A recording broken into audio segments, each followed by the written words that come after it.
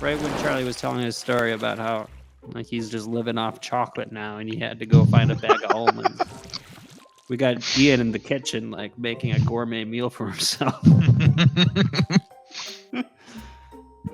You know, he deserves it. He's about to have his big debut. Some I've heard. I've heard through the grapevine, the Twitter, the Vicarious I'll believe it when I Ventures see Twitter. it. Tonight, Unsolved Mysteries, find out who gives a shit about Bigfoot. Update. I give a shit.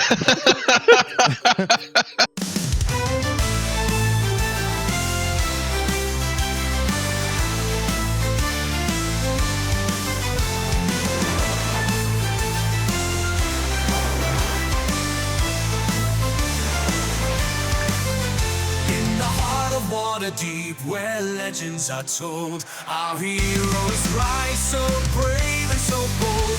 With Tzarafar's cunning and Hurk's righteous might, they venture forth into the night. Bigfoot, Lebowski lurking below, fierce shadows dancing wherever they go. Captain Mako sails the seas with fish to be found. Together their fates start to be bound. Vicarious ventures. Downed. Ayo. Also, anything I Can't do. wait to die. since Kate isn't here today, I'm going to be controlling his patron. Anytime his patron does anything, he's going to take a level of exhaustion. So he's there if you guys need him, and he's a very powerful dude. He's freaking king of games here, but he is currently going to be controlling a body that he does not really have access to fully yet. So it's going to be very draining. I'm sorry, yet? Did you just say yet? No, that's you imagining things. Are you hearing things?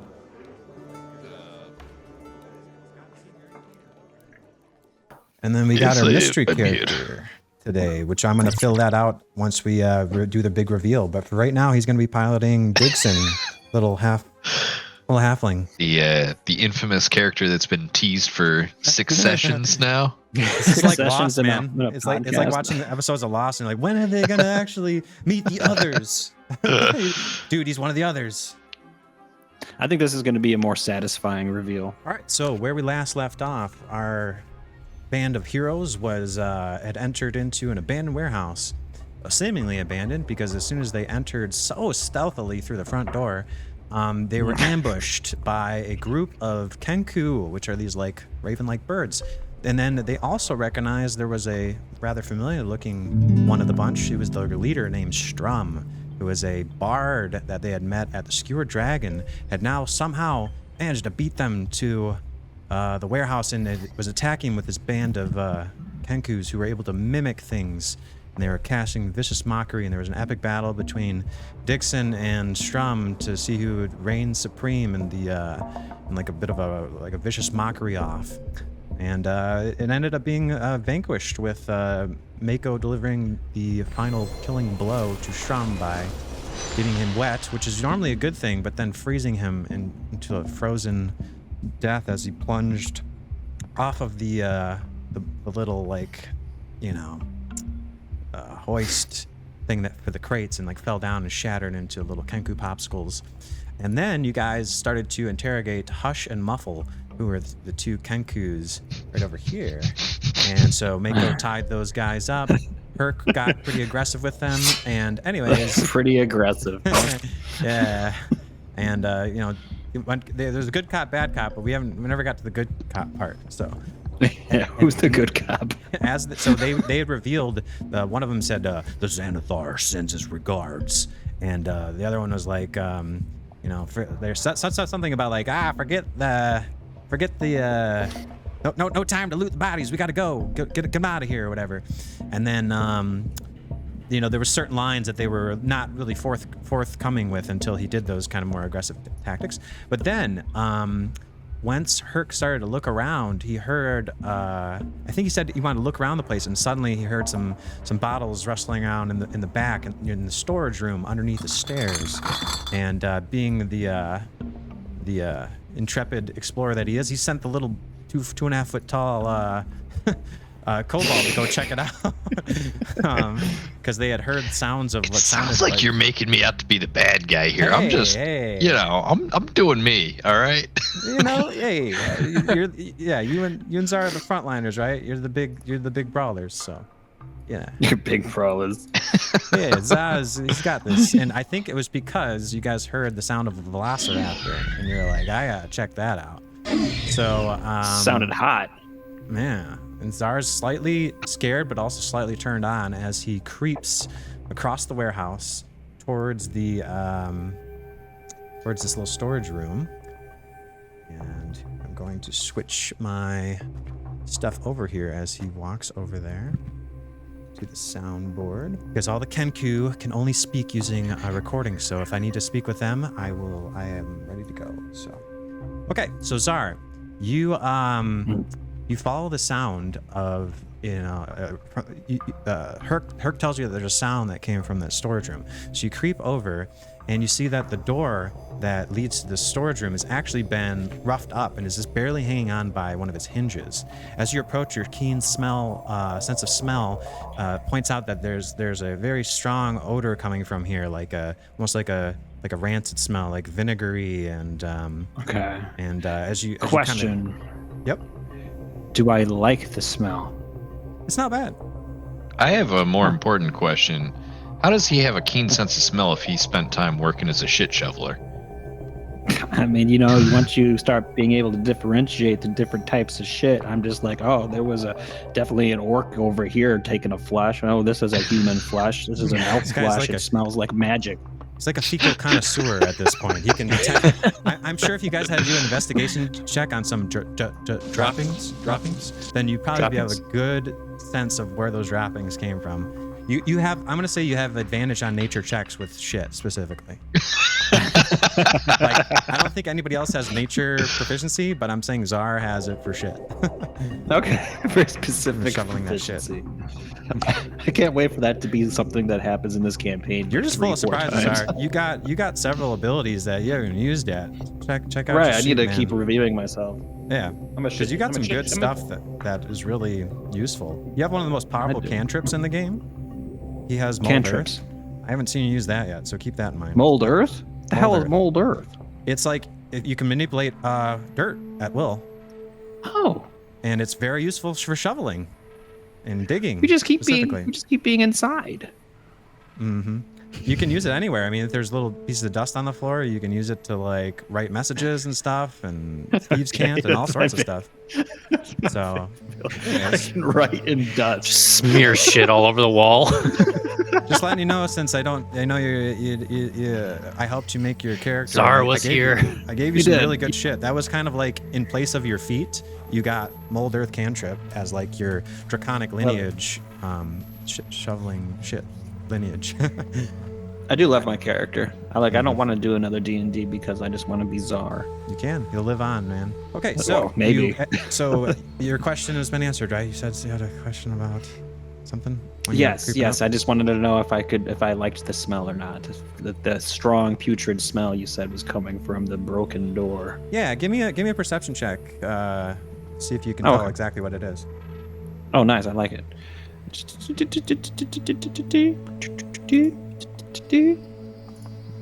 Click, click, click. Okay, that's So enough 10. to let you know that you don't know what kind of fish it is, but it smells like fish and vinegar. Fish and vinegar. Mhm. Is that my last girlfriend? What?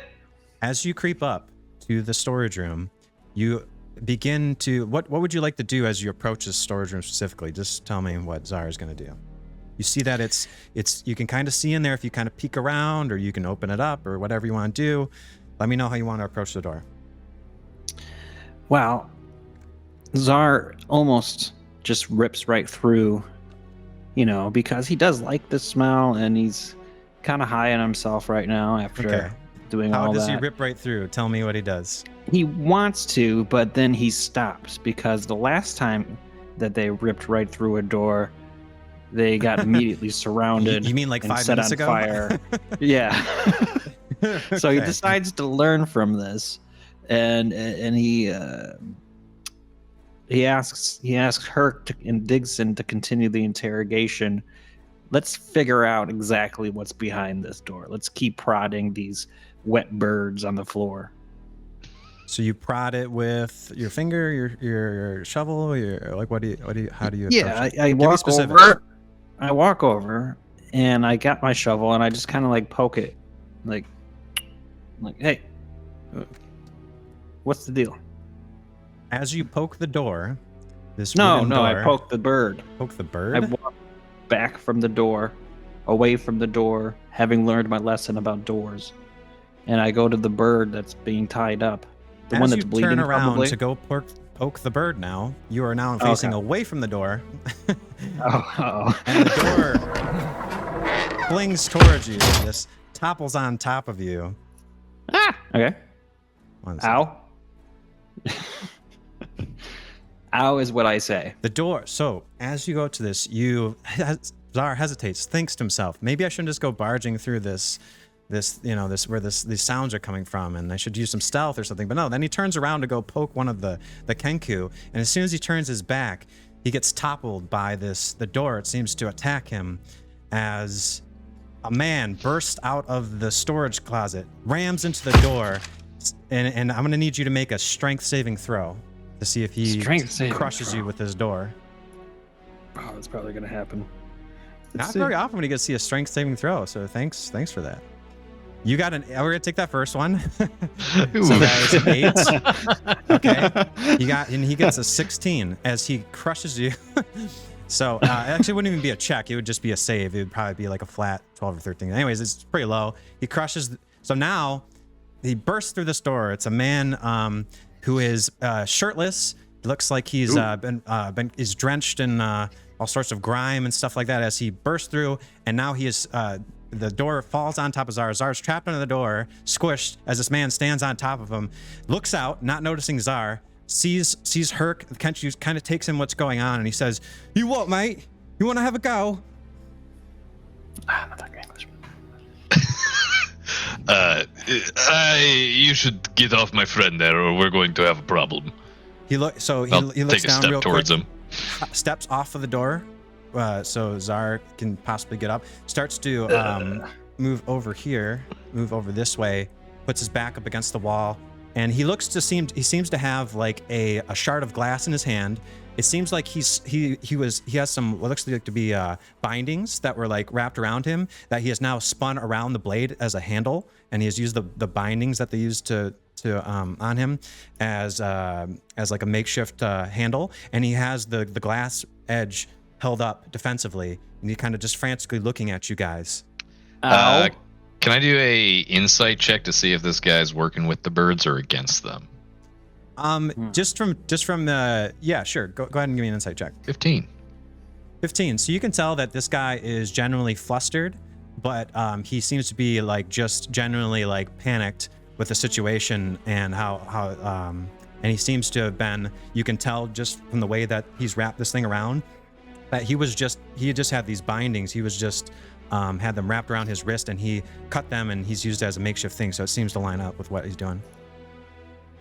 He seems to be perspiring. He seems to be his pupils are dilated. It's still fairly dark in there, but I think with you guys lit up, you can see pretty well, even though he doesn't have dark vision. He's a human man. He's got long red hair. Actually, not too different from the description that you guys were given of Floon, except he's wearing like kind of what like his pants are actually very nice. Almost looks like a nobleman's pants. And but he's shirtless. It looks like he's been roughed up, and he's got bruises all over him, and it seems like he's grimy. He's got stuff all over them. And he says, Okay. Who are you? Who sent you? I'm gonna like sidestep and try and like if he moves over, I'm just gonna like keep trying sidestep, stay parallel with him. I'm gonna put my hand up. I'm like, put the weapon down. Let's talk like gentlemen. Yes. Ah, yes, gentlemen. Well, I see what you've done with the Kenku. You're clearly not on their side, so... He kind of, looks at you and he says, Who sent you? Are you adventurers or are you bandits? Well,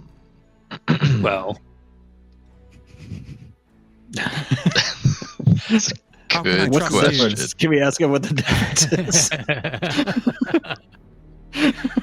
Tzar, I imagine right now you're getting up from underneath the rubble, and he notices you, and he kind of moves over a little bit more, just to kind of give himself some space. Say, we got no quarrel with you.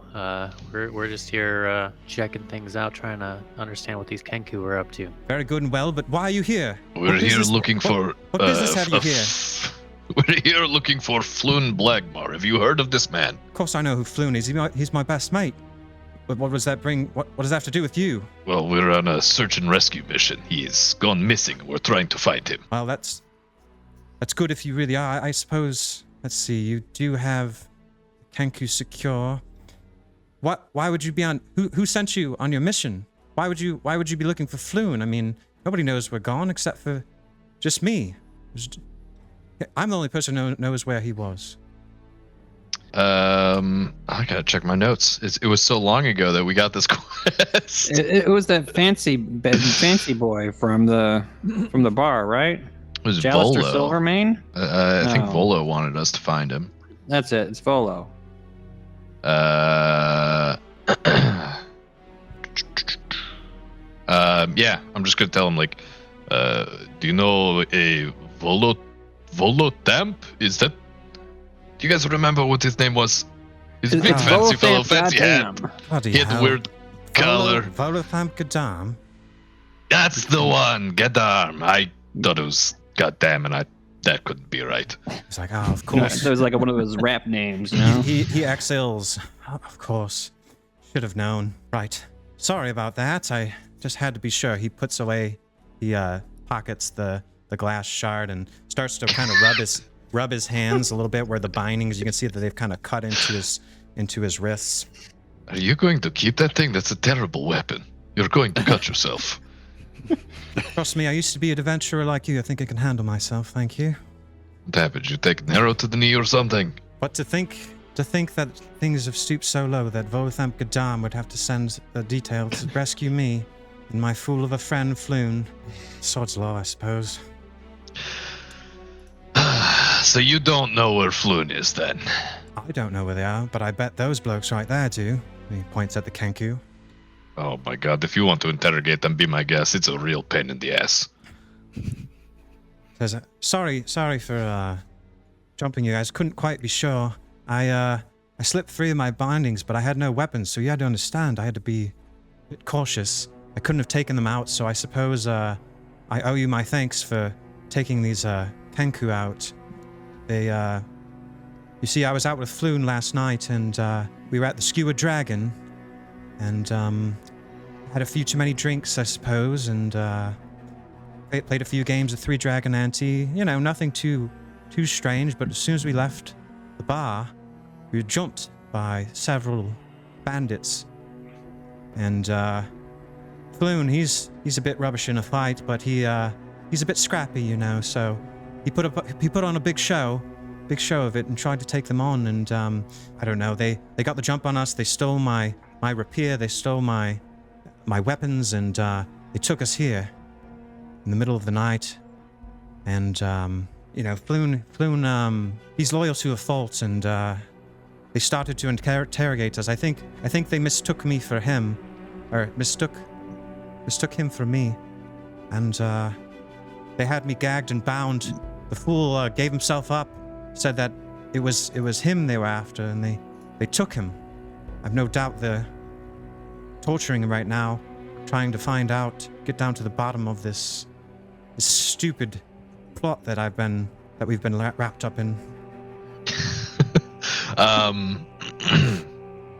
Okay. Great. Well, that's the more solid lead than we've gotten so far. This is fantastic for us. This is wonderful that he's being it's tortured. bloody fantastic. I feel great. Thank you. Do you have any water? I have a bit of a nasty hangover, and I haven't been that drunk in a long time. I'm just now starting to sober up, but my head hurts. And he looks over at he sees Mako, you know, with his glistening body. He says, "You there? You're Locket, right? I heard you casting some sort of water spell. Might you have a bit of water? I'm a bit parched." And Mako kind of looks over wide-eyed, and he seems to be sort of disoriented and doesn't really respond. And he's like kind of just turns like to Tzar slightly and says, "Is your friend all right? He looks a bit cocky-wobbled." I'm gonna look around. I'm like, Mako, are you okay? How's Mako- a fish supposed to look? Mako looks at Hurk with wide eyes, looks back at Renaer, and begins to cower on the floor as he holds his forehead and starts to rock. And all of a sudden, he's kind of rocking. It seems like he's not doing so well.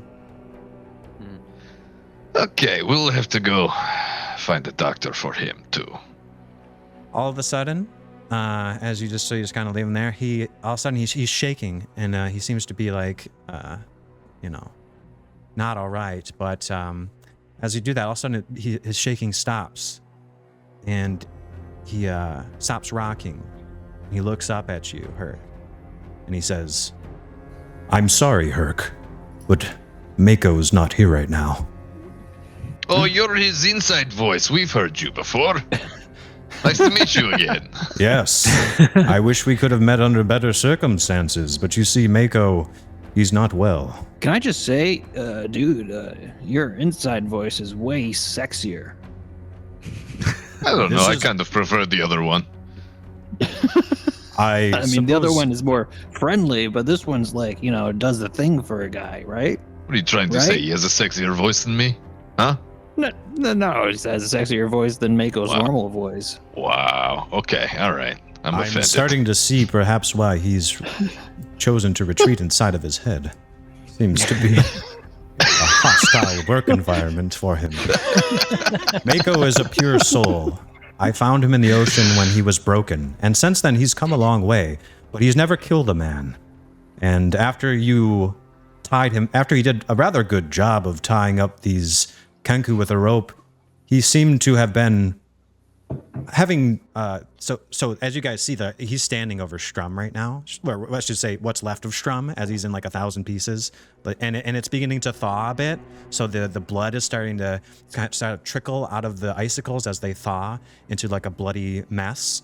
And there's all this gore on the ground that has, as the Kenku and all of his innards and everything is starting to thaw, and it's starting to start to smell a little bit of the fresh blood and gore that's forming. And he says, "You see, Mako wasn't always the bravest of souls, and I was trying to give him encouragement in our last battle. So I told him, I helped him to attack the Kenku with full force, but I just think it was his mind wasn't quite ready for that level of adventuring.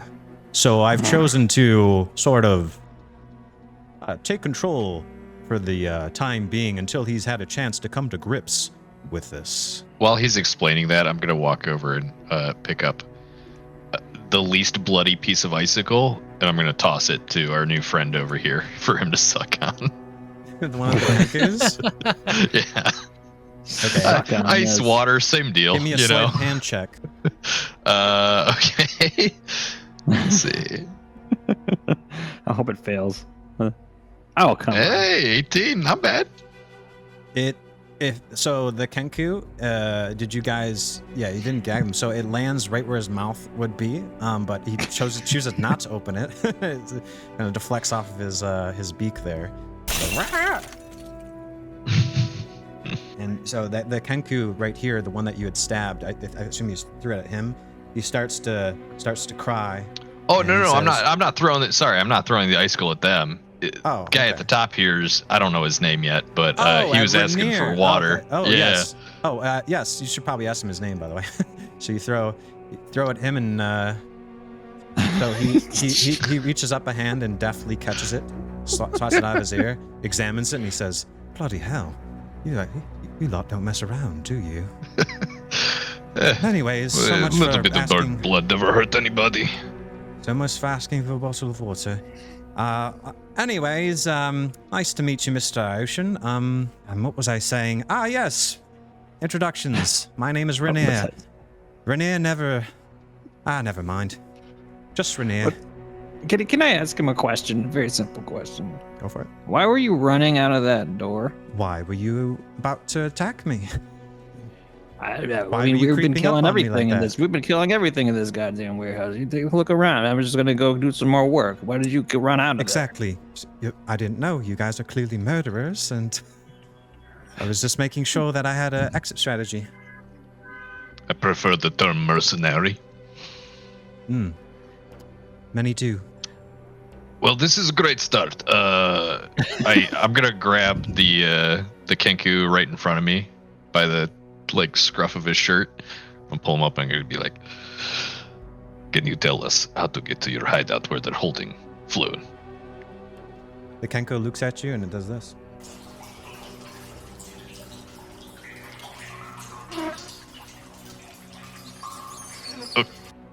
Okay, I was looking for more of a yes or no answer. Is it pissing itself? Thank you for asking. Sounds like maybe a sewer or something, yeah? Oh, maybe. Urinal. The Kenku looks at you and it says, Yeah, baby. Perfect. I don't like Austin Powers, but I think it's one of the greatest trilogies ever made. So Renaer looks at the Kenku and says, "You're saying Floon? They took him down? They definitely took him, but they took him down to the sewers. Oh gods. Well, I did hear several of their compatriots that were took my friend. They seemed to be searching for something, and they seemed to have found what they were looking for. We can definitely go down to the sewers, but I need to know what exactly it was that they were looking for." What was it you're looking for here? The Kenku to immediately in front of you says, You can't handle the truth! Try me. and the other one says, Shut up! again. I stabbed the other one again. And that one begins to start. It stops its tough guy look, and it just immediately seems to crumble under there, and it says, What is love? Baby, don't hurt me. Hurk, maybe we shouldn't try stabbing them. Maybe we should try a different tactic. 'Cause, you got 2 more stabs left. That one's about to die. And that's why we have 2 of them. Also, I give me an know, attack but roll then for you that. got the See one left. See what your damage was. Give me a attack roll with. We'll do half damage since it's not a full strike. 3 slashing. Yeah. Okay. And it's dead. It's still hanging in there. Okay. So they're looking for love? This is not the place to look for love. You should have checked the skewered dragon bar. I don't know. He is getting penetrated plenty. Floon says, the sewers. They must be in the sewers, right? So how do we get there? How do we get to the sewers? And the one turns back to him and says, One does not simply walk into... "You guys hear that one?" It's very soft. Oh, we're not looking for Mordor. We're looking for a sewer. You know where the shit goes? That. Oh, that's a great idea. Tzar, use your extremely keen senses to sniff out the trail of shit. Oh yeah. So he actually just said this. It was, One does not simply walk into... One doesn't simply walk into Mordor. no, no, it's just sorry. I'm like 5 soundboards I'm switching between, and some of them are around here. He just says this. One does not simply walk into... All right. He doesn't say Mordor. All right, He does Jens. not simply walk into. Here's what I'm thinking. I'm going to fashion a leash for our friend here out of this rope. And we're going to have him lead us to the sewer entrance. The human sexy man? No, I'm sorry. Oh. I was sarcastic when I meant friend. I meant this bird. Oh, okay. The one that you just stabbed twice. Renaer, No. The one that I No, haven't the- stabbed. The healthier Okay, one. we'll leave the other one. It's like, I'm sorry, Unless but I I don't look quite, at the stabbed one, I say, unless you'd prefer to lead us there. I don't know if we can quite trust these 2 Kenku here to lead us. They might lead us into a trap, but I Well, do. they failed at ambushing us once. They'll probably fail a second time. You As should I have said seen how before- far the head of that one Kenku went when I hit it with a shovel, dude. You and your glass bottle. You're an idiot. I think I might.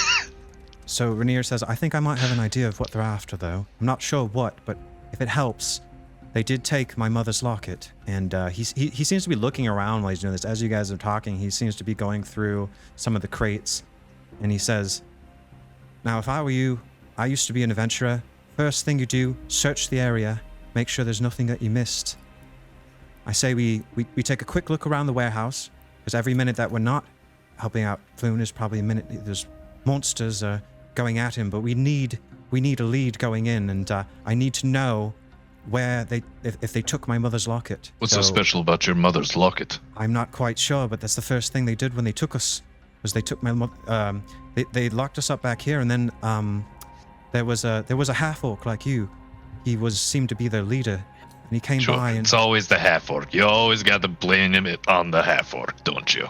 he was not nearly as good looking as you, but he was indeed a half-orc, and he was seemed to be in a mage's robe, not quite dressed like yourself, or really a typical half-orc in general. Seemed to be very well spoken, had the deep voice. I do believe that's what the Kenku was imitating when he was barking out those orders earlier. But the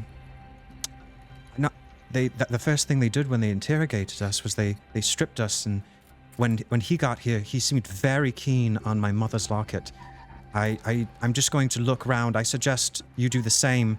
This is a mercenary supply warehouse. I'm sure they must be well equipped with various things that we can loot. As you heard the one Kenku say, no time to loot the body, so clearly there must be something left to loot in this place. As the resident perception dump stat guy, I'm going to sit here and guard the bodies while you guys do that. Right. Cool. Very good. All right. I know we just met each other, but you have to trust me that I was able to hear them rummaging around. There seems to be some offices upstairs. There's also several crates that are off to our right, or your left. And there's also some supplies upstairs above that area as well, if you go up the stairs. The apples and pears, whatever the fuck. You know?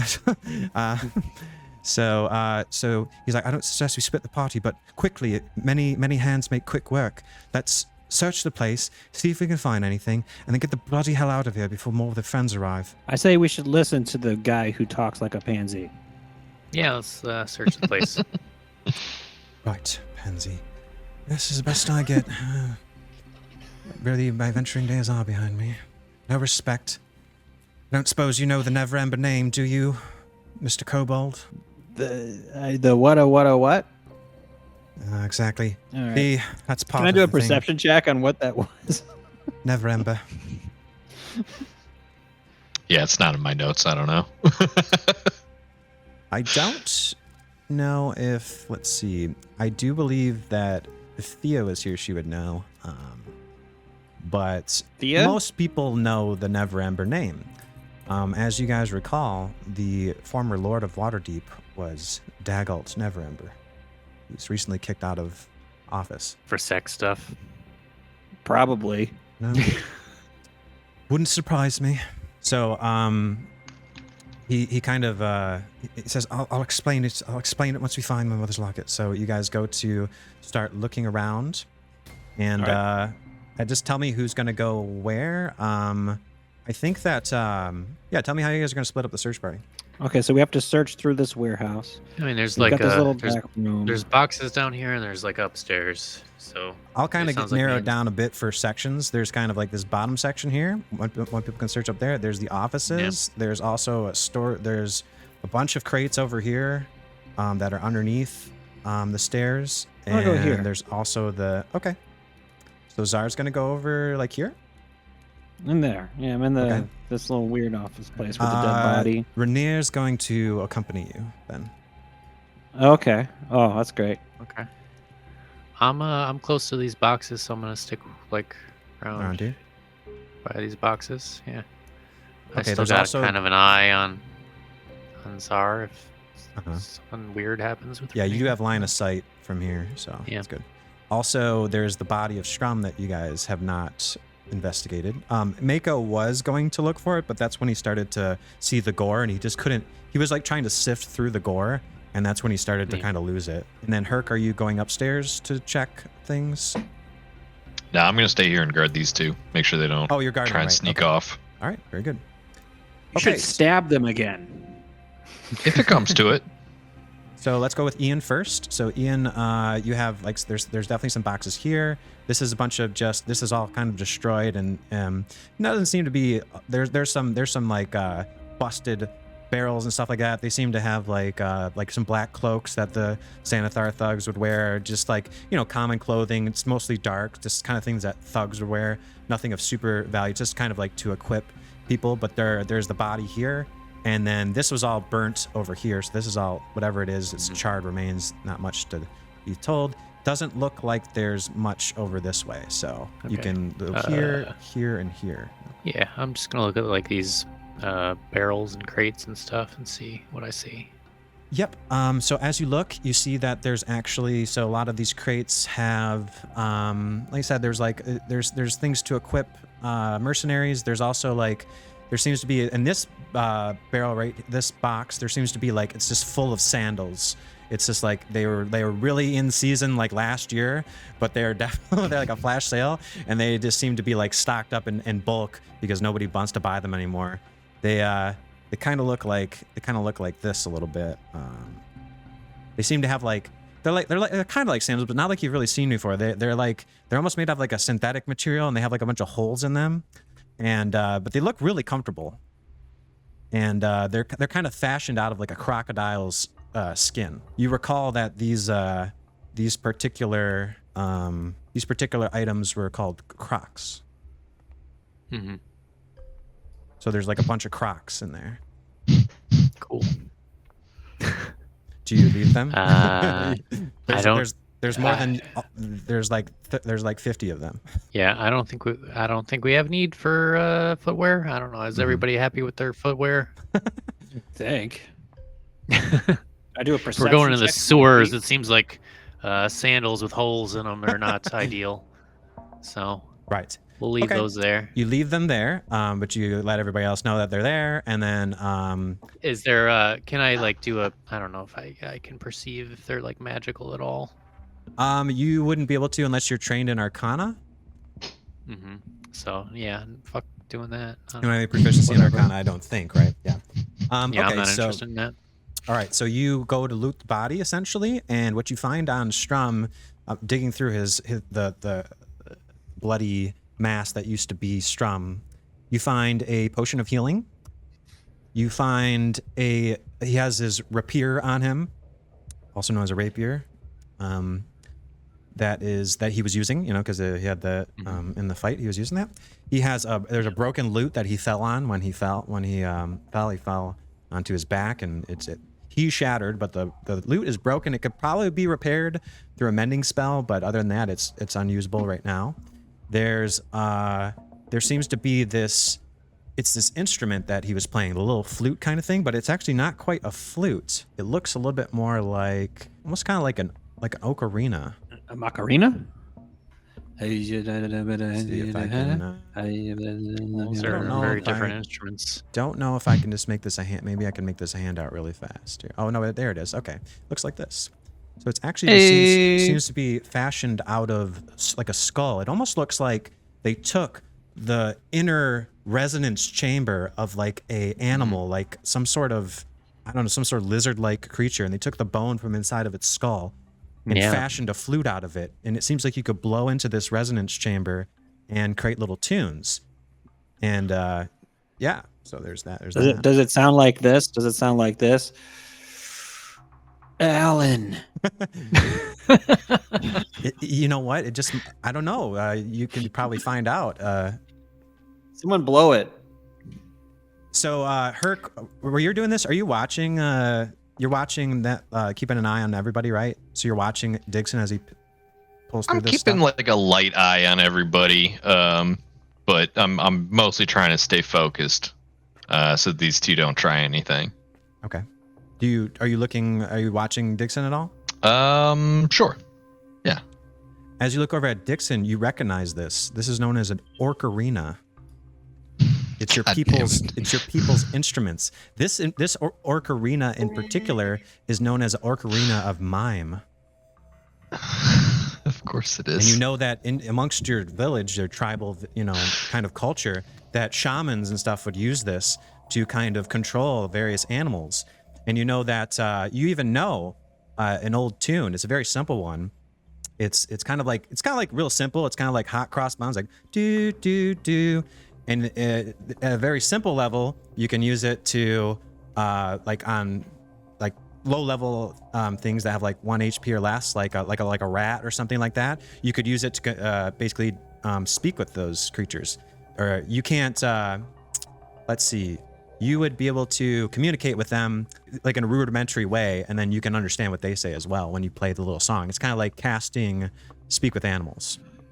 But there are extra holes in it that are made specifically for orcs, but anyone can play it. It just won't sound as well. It'll be a disadvantage if they try to use it. Interesting. To cast the spell Speak with Animals. Sexy. So you guys pocket that? Definitely taking that orc arena. That's metal as fuck. Yeah, so Hurk would be able to tell you. Hurk, tell him about it, Tell him about it just so he knows. I recognize that. It's they called it. All right. First of all, I want you to know that we didn't name it this, but it was given this name. It's commonly known as an orcarina. I don't know if you guys have ever heard the Bard's Tale of the Pied Piper, but that's basically the instrument he used. I did hear the Macarena. Is it the same thing? Is it related? Is it like a side thing to the That sounds Macarena? amazing. I like your thinking, Tzar. No, Keep it up. Is I all I'm saying. don't. I don't think so. I'm pretty sure you could learn it. You could teach it the Macarena. So, Hurk, you would know that there's various levels that different, almost like sheet music. You can think of it as like scrolls that are sheet music, almost like a scroll to a spell, but it's music that you can play. And if you acquire it from various vendors or like places around the world, you can learn different songs that you can play, and you have to practice it during downtime and stuff like that. But you can play songs, and you can learn to do more complex things to control more creatures, or you can also just like learn how to communicate with other animals. So this one in particular comes preloaded. You know how to basically, it's like almost like preloaded with the basics of how to communicate with like rats and stuff using this. Yeah. Okay. So you guys gonna I'll keep that on Digsin for now. Sure. I'm gonna take all that shit. Like, okay. I'm just imagining he takes all the key items and then just he's like, wow, cool, an ocarina, pockets it. He's like, wow, that's really cool for your culture, and then takes it. Also, are you gonna say something else, Ian? I know our buddy, our new friend from the fucking under the stairs there. I forgot his name already.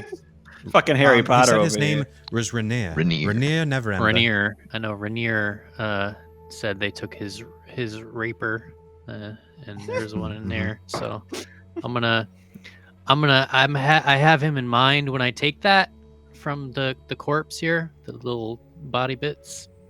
But I'm not gonna give it to him yet. I need him to earn our trust. Very well. Okay. Also, as you give me an investigation check. Also, let me know if you use a potion of healing, if you decide to keep the vial in the cork. I think a lot of people Go just full like Zelda with this, huh? Yeah, I just feel like a lot of people just toss it, and it's like, dude, you can put shit in a vial, and then that's useful. Okay, Tzar can put shit in a vial. I'm gonna be a civilized person. Well, you never know. You could analyze. I've got 5 types of shit. All right.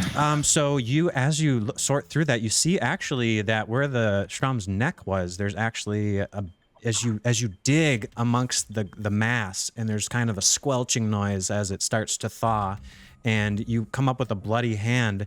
Mako's looks over at you. Nami looks over you technically and just says, "Here, let me help you, friend." And he casts a little bit of water that seems to wash it off. What's that? Oh, go on. So he seems to wash off what the blood and the gore from your hand. And as he does that, an ivory locket appears in your palm, and you see that it's actually been cracked open. And in the locket, you see a fair-looking red-headed woman quite beautiful, and you recognize her as the Open Lord of Waterdeep's wife, Dagalt's wife, Renaer's mother. Oh damn! It's a little portrait. Found of her. Rainier's locket. Like, yo, Renaer, your mom's hot. You say that loud? Yo, Renaer, I'm about to go jerk it to your mother. So you say that out loud? Oh, hell yeah. Okay. Of course he does. Where did Renaer go? Is he not on the? Did I just lose He's him? over by Tzar. Well, he's supposed to be over by Tzar. Weird. I think I lost him. And then, like, I hear that. No, he's under me. He's under me. Oh, is he? Wow, whoa. There he Now is. who's on top of who, bitch? That's right. Yeah. You're not actually on him, though, on his shoulders or some shit, right? Okay. No. All right, so Renaer here, as he's starting to look through stuff with Tzar, immediately like whips around, turns around. Oh, yes, that's it. That's my mother's locket. So he dashes over and slides on his knees and like goes right up next, because you're a halfling. So he goes up next to you and he says, "Please, if you would, it means more to me than anything." So it's worth a lot to you. Yes. Well, It is a nice, might nicely be- polished ivory locket. Not particularly super valuable to outside of perhaps just for sentimental value. And the picture would go very well on the internet. You know what I'm saying? you know, I mean, they say finders keepers, but I might be willing to part with it. What are you gonna do for me? I'll Well, give you I- 2 gold for it. He's like, well, I don't have anything on me right now, but I do own several large estates, and I suppose I could just give you one of them. Yo, Digsin, let State. me take a look at that hottie inside first. He's like, I am very rich. Make it worth your while. I could also take it by force, but I'd rather not, as I am a gentleman. Yeah. I mean, I was gonna give you this. I'll call it a sword, also. But I mean, like, damn, we're really like saving your ass here. I feel like you kind of owe us a solid here. Without a doubt, I would owe you a favor, good sir. And a favor is something that the name Renaer Neverember should carry at least that much weight, even after my father. I give you my oath. I will make it so that if you return this and that rapier to me and help me find my friend Floon, I will make it worth your while, more so than Volo ever could. Okay. That sounds like an easy thing for him So to do. we got a deal there, but I'm gonna hold on to it until you carry your part. You're gonna like help us through these sewers, and then when that pans out, you'll get your due. He's like, very well, but could you at least look in the locket for me? We need to look at it. Oh, We need So to do see- I. I need to see what they were doing. This is what they were after. Yo, let me see first. Can I get a perception check on them tits? Yeah, they're nice. Don't need a check. Okay. If you need a check for that, you might want to check do a vibe check on yourself. I'm sorry. I thought you were over here looking at. Get back over there, Jesus Christ. Okay, so you guys have a deal then. So he's like, we have a deal. Thank you. Yeah. Okay, and so he reaches out his hand for the rapier. We said it. Well, all right. He can have his little sword. You till we can get do an through the insight sewers, check if but, you're like, suspicious about him. I'm suspicious. Give me an insight check. I'm getting that vibe from you. Yeah, like we just met this guy out of a fucking. He smells like fish and vinegar. Like, I don't know. Well, he just came from Burka's house, so. Oh, that's not great. He seems to be very fervent and very very vivacious about it, but you can't quite tell if he's trying to deceive you. You just have to reach out an olive branch and take a leap of faith if you're going to try to hand him a weapon. But look at risk we versus got. reward, I guess. He's been kind of fucked up already, and we got 3 of us. I feel like we can handle him if he gets out of hand. I'll give him his rapier. And he says, my good man, it is known as rapier, a more civilized weapon from a more elegant age. And he takes it with a flourish, twirls it around. He looks actually like he's pretty good with it, and he flourishes it around and then sheathes it in a spot that he actually has for rapier. It seems that is actually his.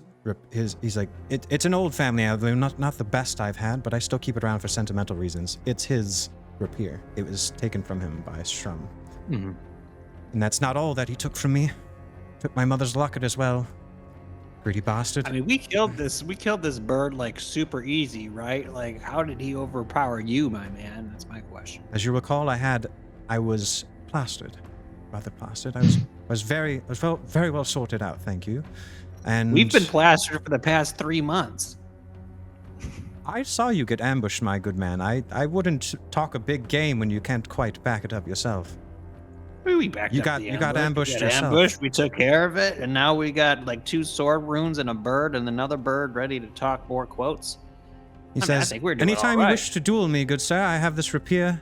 I would gladly this show shovel. you. I would gladly show you exactly how even a hungover man can hold himself, even against several, But it was a one-on-one thing, not nearly 5-on-1, as I was. Are you kidding And me? Back in school, I was the shovel ball champion, 3 years reigning. I was varsity, and then I was super varsity, and then they had to make another varsity for me.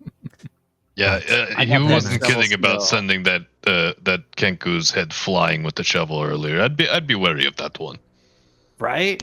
Heads just go flying around me. I don't know what it is. No, I do. It's my shovel. So, Ian, as you look at this locket, you see that there is actually, you got a 13 investigation check.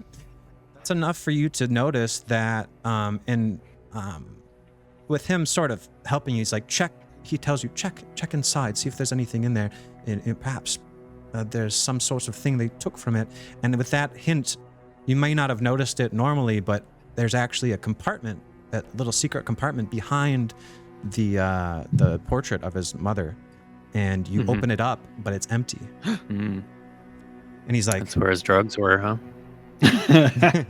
where do you put your weed? He's like, I can't help but think it's my father behind this. He's always up to something. I suppose I thought this was his gift to me when my mother died. It's a mourning locket for mourning my mother's death.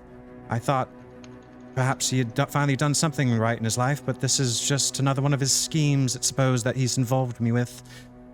Yeah. There's nothing redeemable about him. Don't you hate these scheming dads? He's just jealous of your hot dead mom. What? My mother was beautiful. Everyone loved her. It's a shame that what happened to her, but I wish it had been my father. But no. He tucked his tail and ran when they found what he was up to. Cast out of the very city he was lord of. A real northerner if I ever met one. Always looking out for our homeland in Neverwinter, not protecting the very city he swore to be the open lord of. He never cared about this city. That's why he stole from the people. To help out Neverwinter, consumed by greed. God knows what else he's done. Bastard. He just kind of... You probably murdered goes a off. man. I hate you guys rich know- people too. I know, rich people, right? He's like, I don't quite like to drop my last name because of that. I hate my father. It's part of why I'm no longer an adventurer. We used to be part of the Moonbeams. I don't know if you heard of us, but we used to try to do good in this city, and my father would undermine us every step of the way. If I can try to make up for some of the wrong he's done, but no, I think my adventuring days are done. Perhaps I can help you on this one last mission, just to, I don't know, do something right. Wait a minute. So your father was in control of all of these, like, different adventuring expeditions here. He was like big kahuna here. Open Lord of And- Waterdeep. Open Lord of Waterdeep, and he was sending resources back to his hometown, some sort of podunk town in the north. It's a place called Neverwinter. It's just north of here, and you know that Neverwinter is where it's like their family would be from. The Neverember families are from Neverwinter. They've always been the lords of Neverwinter. Well, not always, but recently his father was quite the politician, so he wasn't just content with just ruling Neverwinter. He also used his politicking to get control of Waterdeep, which is like the trade center of Faerun. And he was kicked out, but nobody really knew exactly why he was kicked. Everybody knows he was kicked out by the Mass Lords, which is kind of like a unanimous thing in Congress. That's very hard for it to happen. So he must have really messed up. So with that being said, yeah, it's that's why you can tell that But he was Lord of Neverwinter, and then he came down to mayor over Waterdeep so he could send resources back to Neverwinter. Yes, you see, my father, in his infinite wisdom, thought that they should have even more gold going to Neverwinter, not going to the people who need it most. Is Neverwinter an affluent town? Neverwinter is a beautiful town. Yeah, just are you asking me or are you asking Renaer? Yeah, well, kind of. You for You can ask brevity. a character and stuff for this, unless you need to. For brevity, you. Okay, but then just repeat it back in Tzar's character. So yeah, Neverwinter is a very well-off place. It's this beautiful like hot spring-fed place that's out. It's in the deep north, but it's along the trade route of the Sword Coast, and yeah, it's very very nice city. It's where that new D&D movie takes place. Oh, okay. Yeah, it's a pretty famous city. So you ask what of Renaer here? Do you ask him anything? Well, would Tzar know that about Neverwinter? Everybody. Then he except- doesn't ask. Okay. But you did say some stuff to him about his father, so he responds Was back. I talking shit? You Yeah. asked him about his father and how he was stealing from the city, so I think it would be plausible for Tzar to ask him about that. What do you mean he's stealing from the city? Stealing taxes, making deals, just doing things with his mayoral duties? I mean, Renaer democracy. takes a very long breath, looks at you, and he sighs and says, "My father embezzled almost 500,000 gold dragons from this city to fund his stupid machinations, and they kicked him out of the city for it. I don't blame them. The man was ruthless. His nickname was Daggalt. He's ruthless, cutthroat, nothing redeemable about him. I don't know what he planned to use the money for, but I have my suspicions that perhaps he may have hidden some clues as to where to have found this money's embezzled. They never found the money, and I have a sneaking suspicion that the men that accosted me and my friend, my best mate, Floon, that perhaps this is part of it and part of his plotting and his scheming and his no good, his plotting. And you guys know that a gold dragon in Waterdeep is, it's like a gold piece. When we say gold, we're talking about gold dragons. When they say give me a dragon, or like, hey, let's go do a dragon heist, guys, ha ha ha, that would be like a gold heist because they're synonymous with each other. And you know that, like, if you're kind of putting it, if you think about how much gold is worth in this game, think of it as like $100. Okay, so like $100. Think of like a penny, a copper as like a dollar. Think of like silver as like $10, and think of a gold dragon as like $100, right? So that was like $5 million. So 500,000 gold is a lot. It's amazing. Yeah, right. And then the I can't find. I'm trying to give you guys the currency. I think I already gave it to you actually. Here, let me show it to you again. That's a gold dragon. Sorry, that's what I was looking for the whole time. Anyways, good. The Kenku says, Muffle over here starts kind of chuckling. What do you mean? Chuckling. Like this. I smack him and I say, "Shut up." And then I really hate that man. And as you smack him, he looks up at you and he mimics the same deep voice that you guys heard before. And he says, finally, the answer to Neverember's enigma. Huh? Do you recognize that voice, Renaer? Yes, of course, that was the Half-Orc I mentioned earlier, the deep-voiced, mage-like Half-Orc. You think that voice is sexier than mine? Come on. Yeah. All right. Well, that's your guy, right? He got whatever your secret map out of the Locket or whatever. I'm sorry, just to clarify, I thought it was my voice that you liked. Oh yeah, that's a good one. Yeah, that's a sexy one. Just not that I care. It's just to be clear. Yeah, I know I wanted that to one. make sure that you one. had your turn to speak. but That one wets all the cloacs. You know what I'm saying? this is a different voice. That's sure wish it didn't. Xanathar sends his regards. You think that's sexy? Okay, that's you, man. No, I mean that's sexy in like a daddy He says- dominating way. So he says, finally, the answer to Neverember's enigma. That's like in a Liam Neeson, I hope he saves me kind of way. Sexy, you know?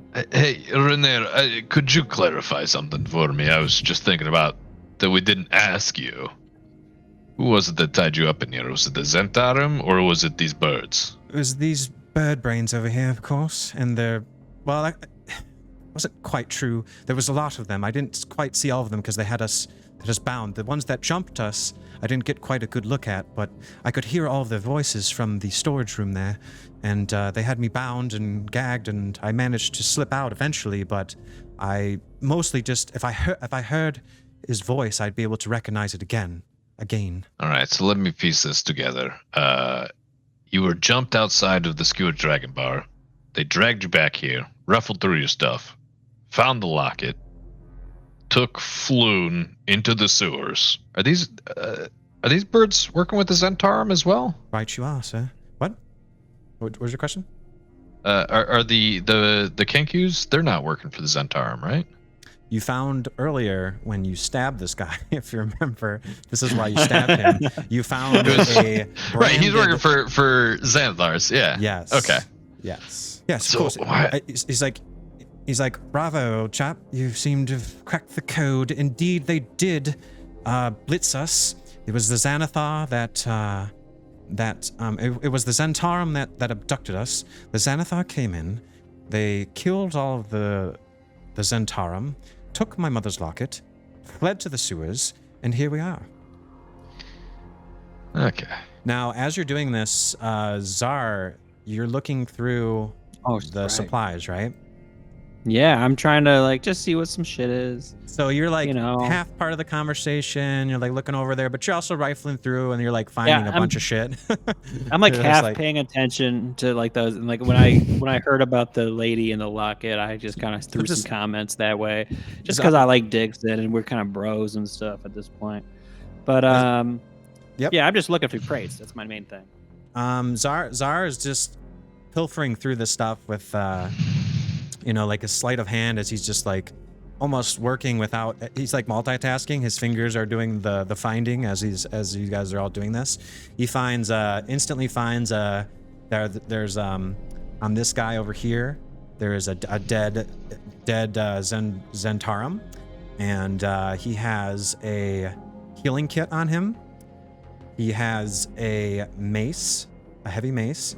He has a hand crossbow. He has one of Volo's dirty mags. He has a Volo's guide to nymphs. I assume you pocket that. It seems to be in pretty like mint condition. Like this guy seemed he was like really anal about it. Mint condition. Yeah. And you also find one set of thieves' tools. So I like a thieves' tools. I think you all have two now. Hurk, do you have one as well? I can take a look. I think one of you also has. I can't remember who, but I think it might be Hurk. So now you guys have three sets of thieves' tools. Not me. I probably gave them them to. I probably gave them to Tzar if I had them. No, you didn't give them to me. We haven't needed them yet. Okay, I'll add them to my inventory then. I don't think. I believe there was something that made you start with thieves' tools, if I remember right. So I think you guys are up to 3 by my count. I just don't remember off the top of my head. I had 1. Now I'm at 2. No, you don't use it. They break if like one of the picks will break if you fail a lock pick, but you haven't failed one yet. Yeah, we haven't failed a lock pick.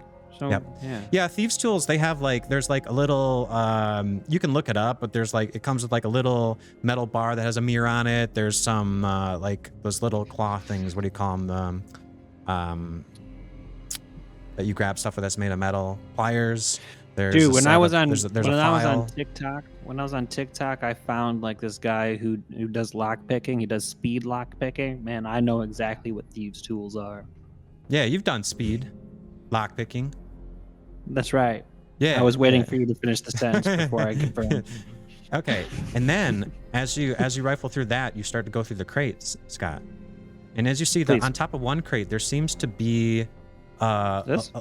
there seems to be a little cupcake that is on there, and it has an unlit candle on it. And next to it, scrawled in very poor penmanship, it says, "Happy Birthday," like this. Happy Birthday, which is, you find rather ironic given the circumstances. Right. Them all being massacred. And it seems to be a self-written note to this guy. It was his birthday. And he was having a little celebration for himself next to this crate. And as you open the crate, you find inside of it, your hands shuffle through the hay, and they find two small polished oval-shaped objects. And they look a little bit like this. I find Dang. eggs. And they seem to be some sort of eggs. There's two of them. And Weird feathered eggs. as you do that, the Kenkus over there, they look over at you and they say this in unison.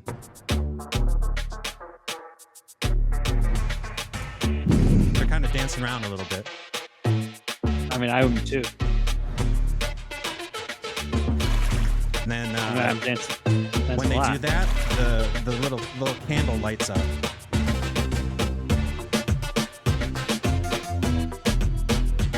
Happy birthday to you. Oh hell, man! Happy birthday.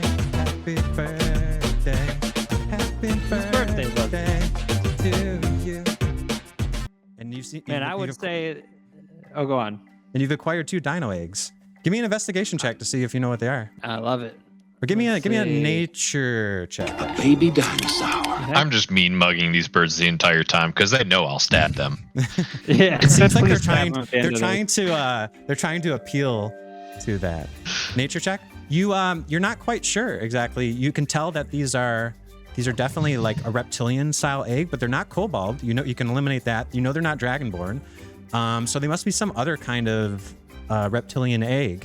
And there's 2 of them. There's a dark one, and there's that scarlet kind of one as well. So, and they're not huge, but to you they're like frickin' footballs.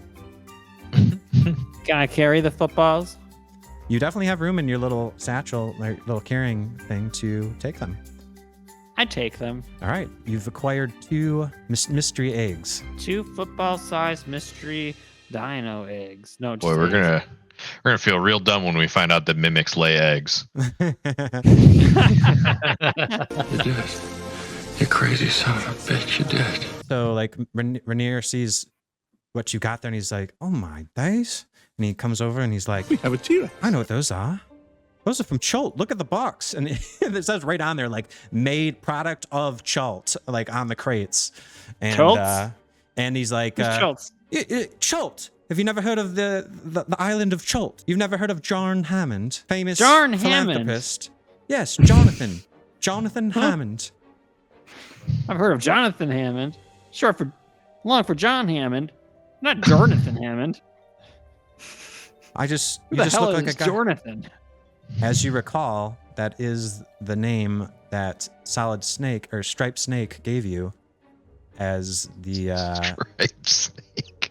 yes, as he gave you when you were told to go find that guy who was sent to investigate the farm, and he said, "Don't bring up the island of Charlz. Charlz. Make sure you don't bring up Charlz. It's very." Ever since Jonathan burned him, he hasn't been the same. Good old John Okay. Hammond. Okay, So- I wrote it down. Let's find that guy and let's definitely talk about the island of Charlz and the We fucking eggs we definitely got from need there. to discuss in extensive terms the island of Charlz. So Renaer comes over there to help you. Whoops. And I don't know why I can't select them. Oh, I'm not on the token layer. That's why. So he said, he helps you point that out, and he's like, "Yeah, it's Charlz.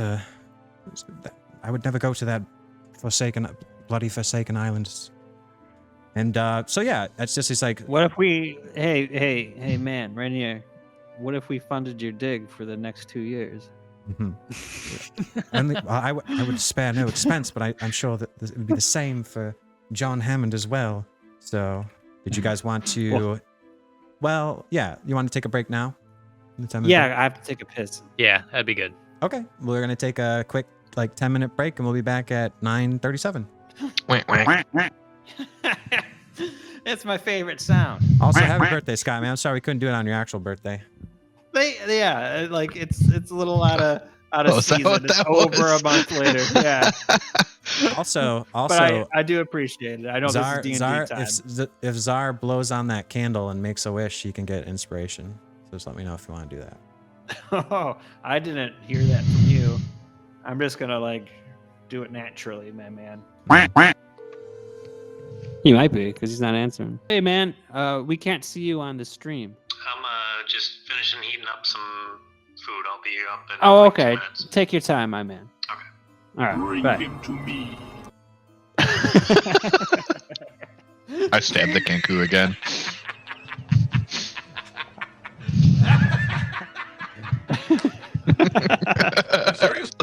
Serious, man? Damn it, Ian. You serious? You want food? What's wrong with you? Get some chocolate chips. You need to get some trail mix.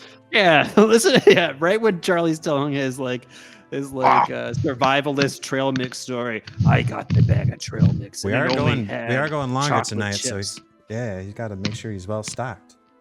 Yeah, I figured it was okay to let him just keep eating his food. But right when Charlie was telling his story about how like he's just living off chocolate now, and he had to go find a bag of almonds. We got Ian in the kitchen, like making a gourmet meal for himself. You know, he deserves it. He's about to have his big debut. Some I've heard. I've heard through the grapevine, the Twitter, the Vicarious I'll believe it when I Ventures see it. Twitter. Tonight, Unsolved Mysteries. Find out who gives a shit about Bigfoot. Update. I give a shit.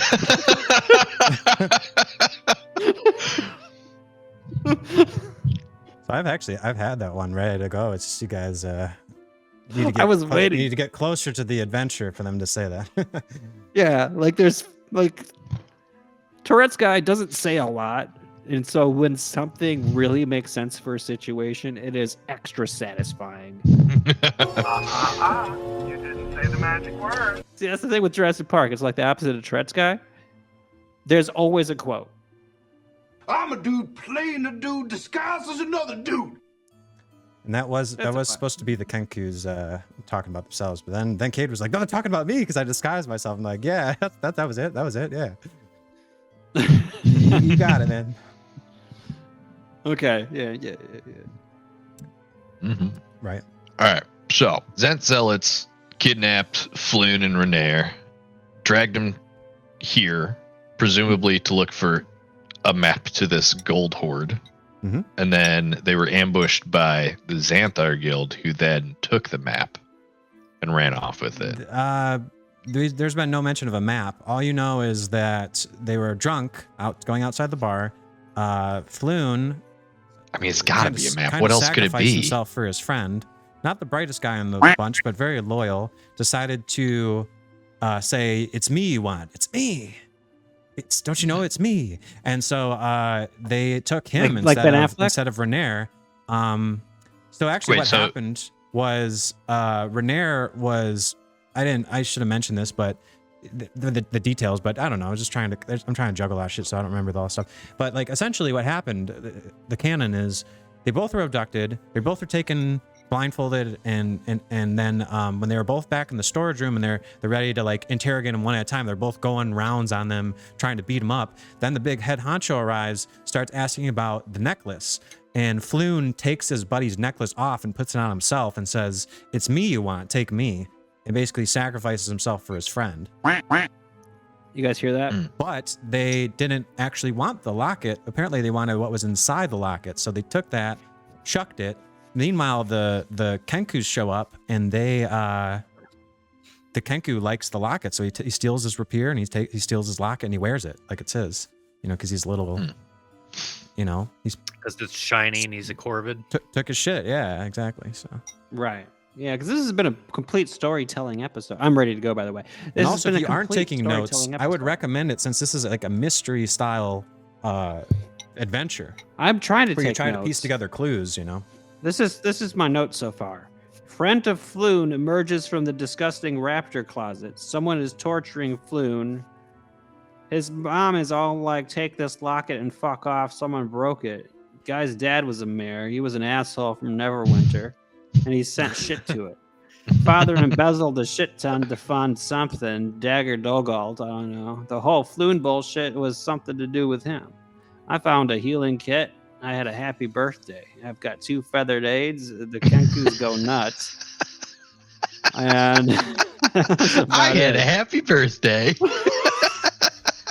Did you write down about Charlz? The word Charlz? Charlz?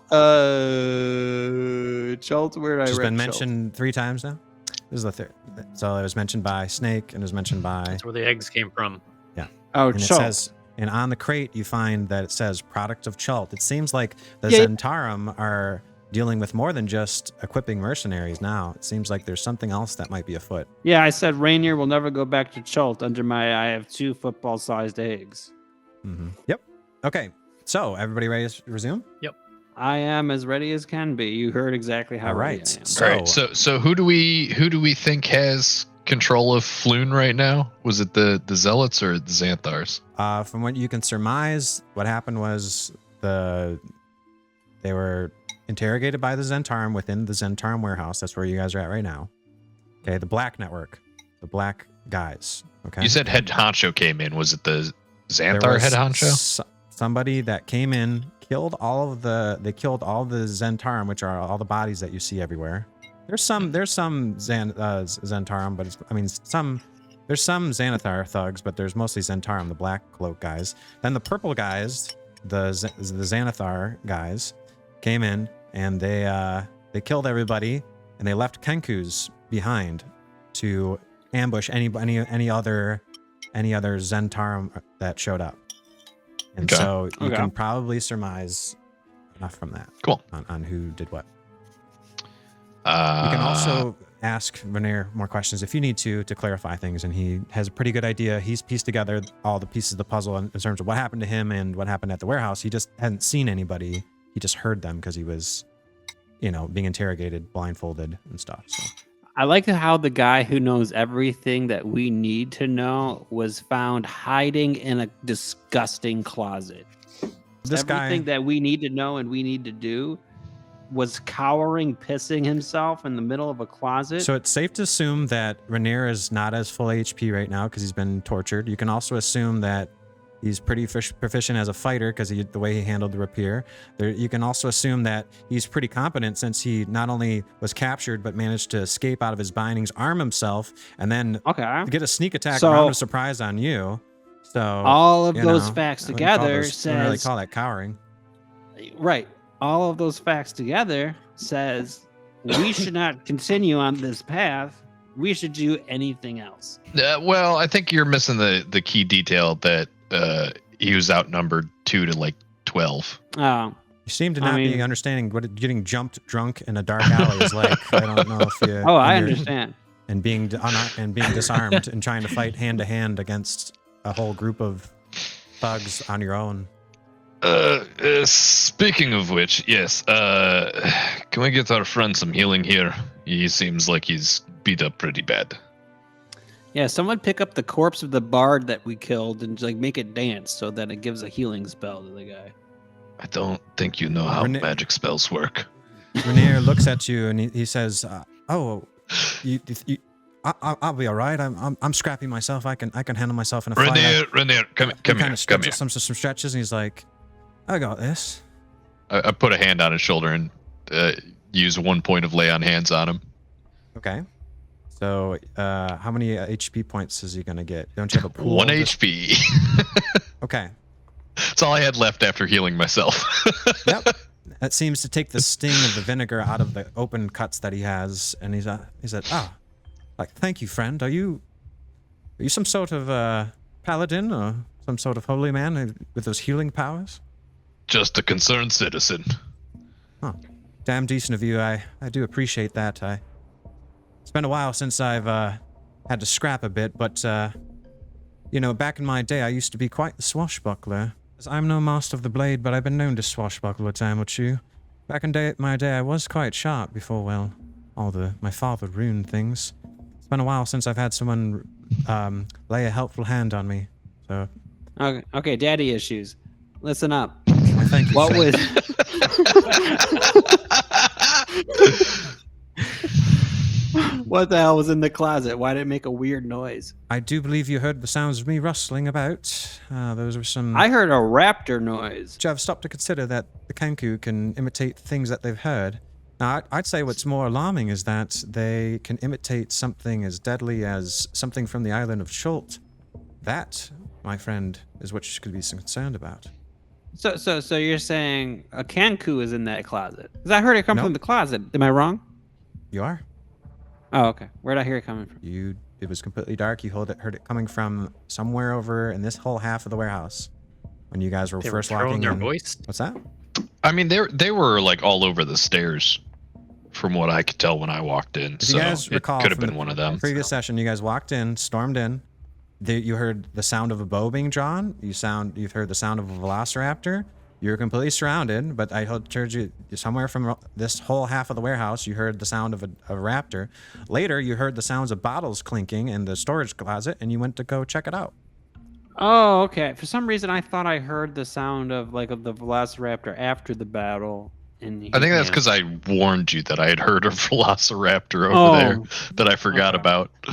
Okay, that's what happened. But again, there sorry, could be one back there. You Rapier. have not checked it out, so I'm not saying there's not. I'm just saying you did not hear the sound of a raptor coming from the storage closet.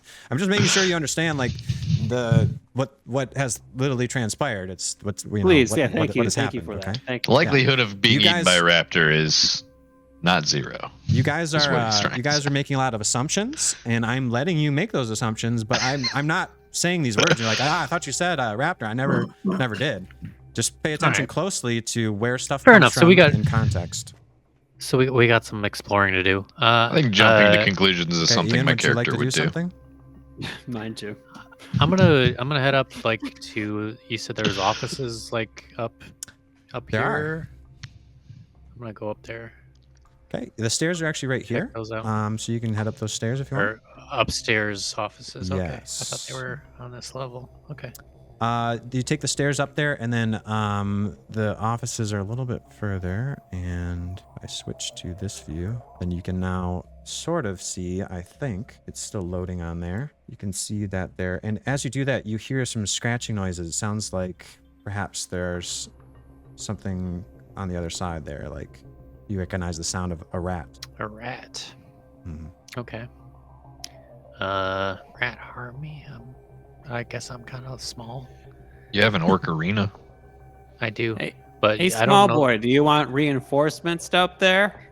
I don't know how to use the orc arena, do I? Or has Hurk You Told have me never all played about one it. before, but you don't have any musical proficiencies, right? You don't have proficiency with instruments. not? If you not did, to you could my probably play it with knowledge. disadvantage. But you could play it with no proficiency bonus and disadvantage to try to use it. If but I it is toss it designed- down to Hurk, It is designed with And a he- yeah. So he has like those tusks, right? Those really large orc tusks, and there's slots for those in there. But it doesn't necessarily mean that it won't work. But as you understand, like you need to have those slots filled. So you have to use like your fingers or something. In addition, it'd be hard for you to, what I'm saying, it's disadvantage. You'd have to stick plug your fingers in there and then try to use your fingers to play it.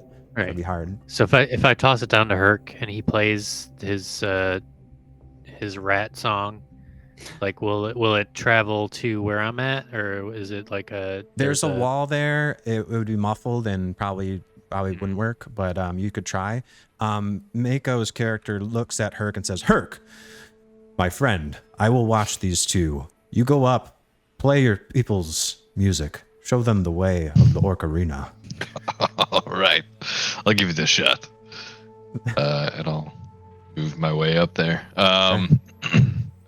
Where I mean, I can see the rats, but I Yeah, feel you- like Hurk can't. Do I know that they're behind this wall? So you guys aren't supposed to, but that's why I started describing it, because I knew that as soon as Ian went up, he saw one of them. So you guys know that they're there, but Okay. you're normally not supposed to know. But it's that's why I said you can hear them.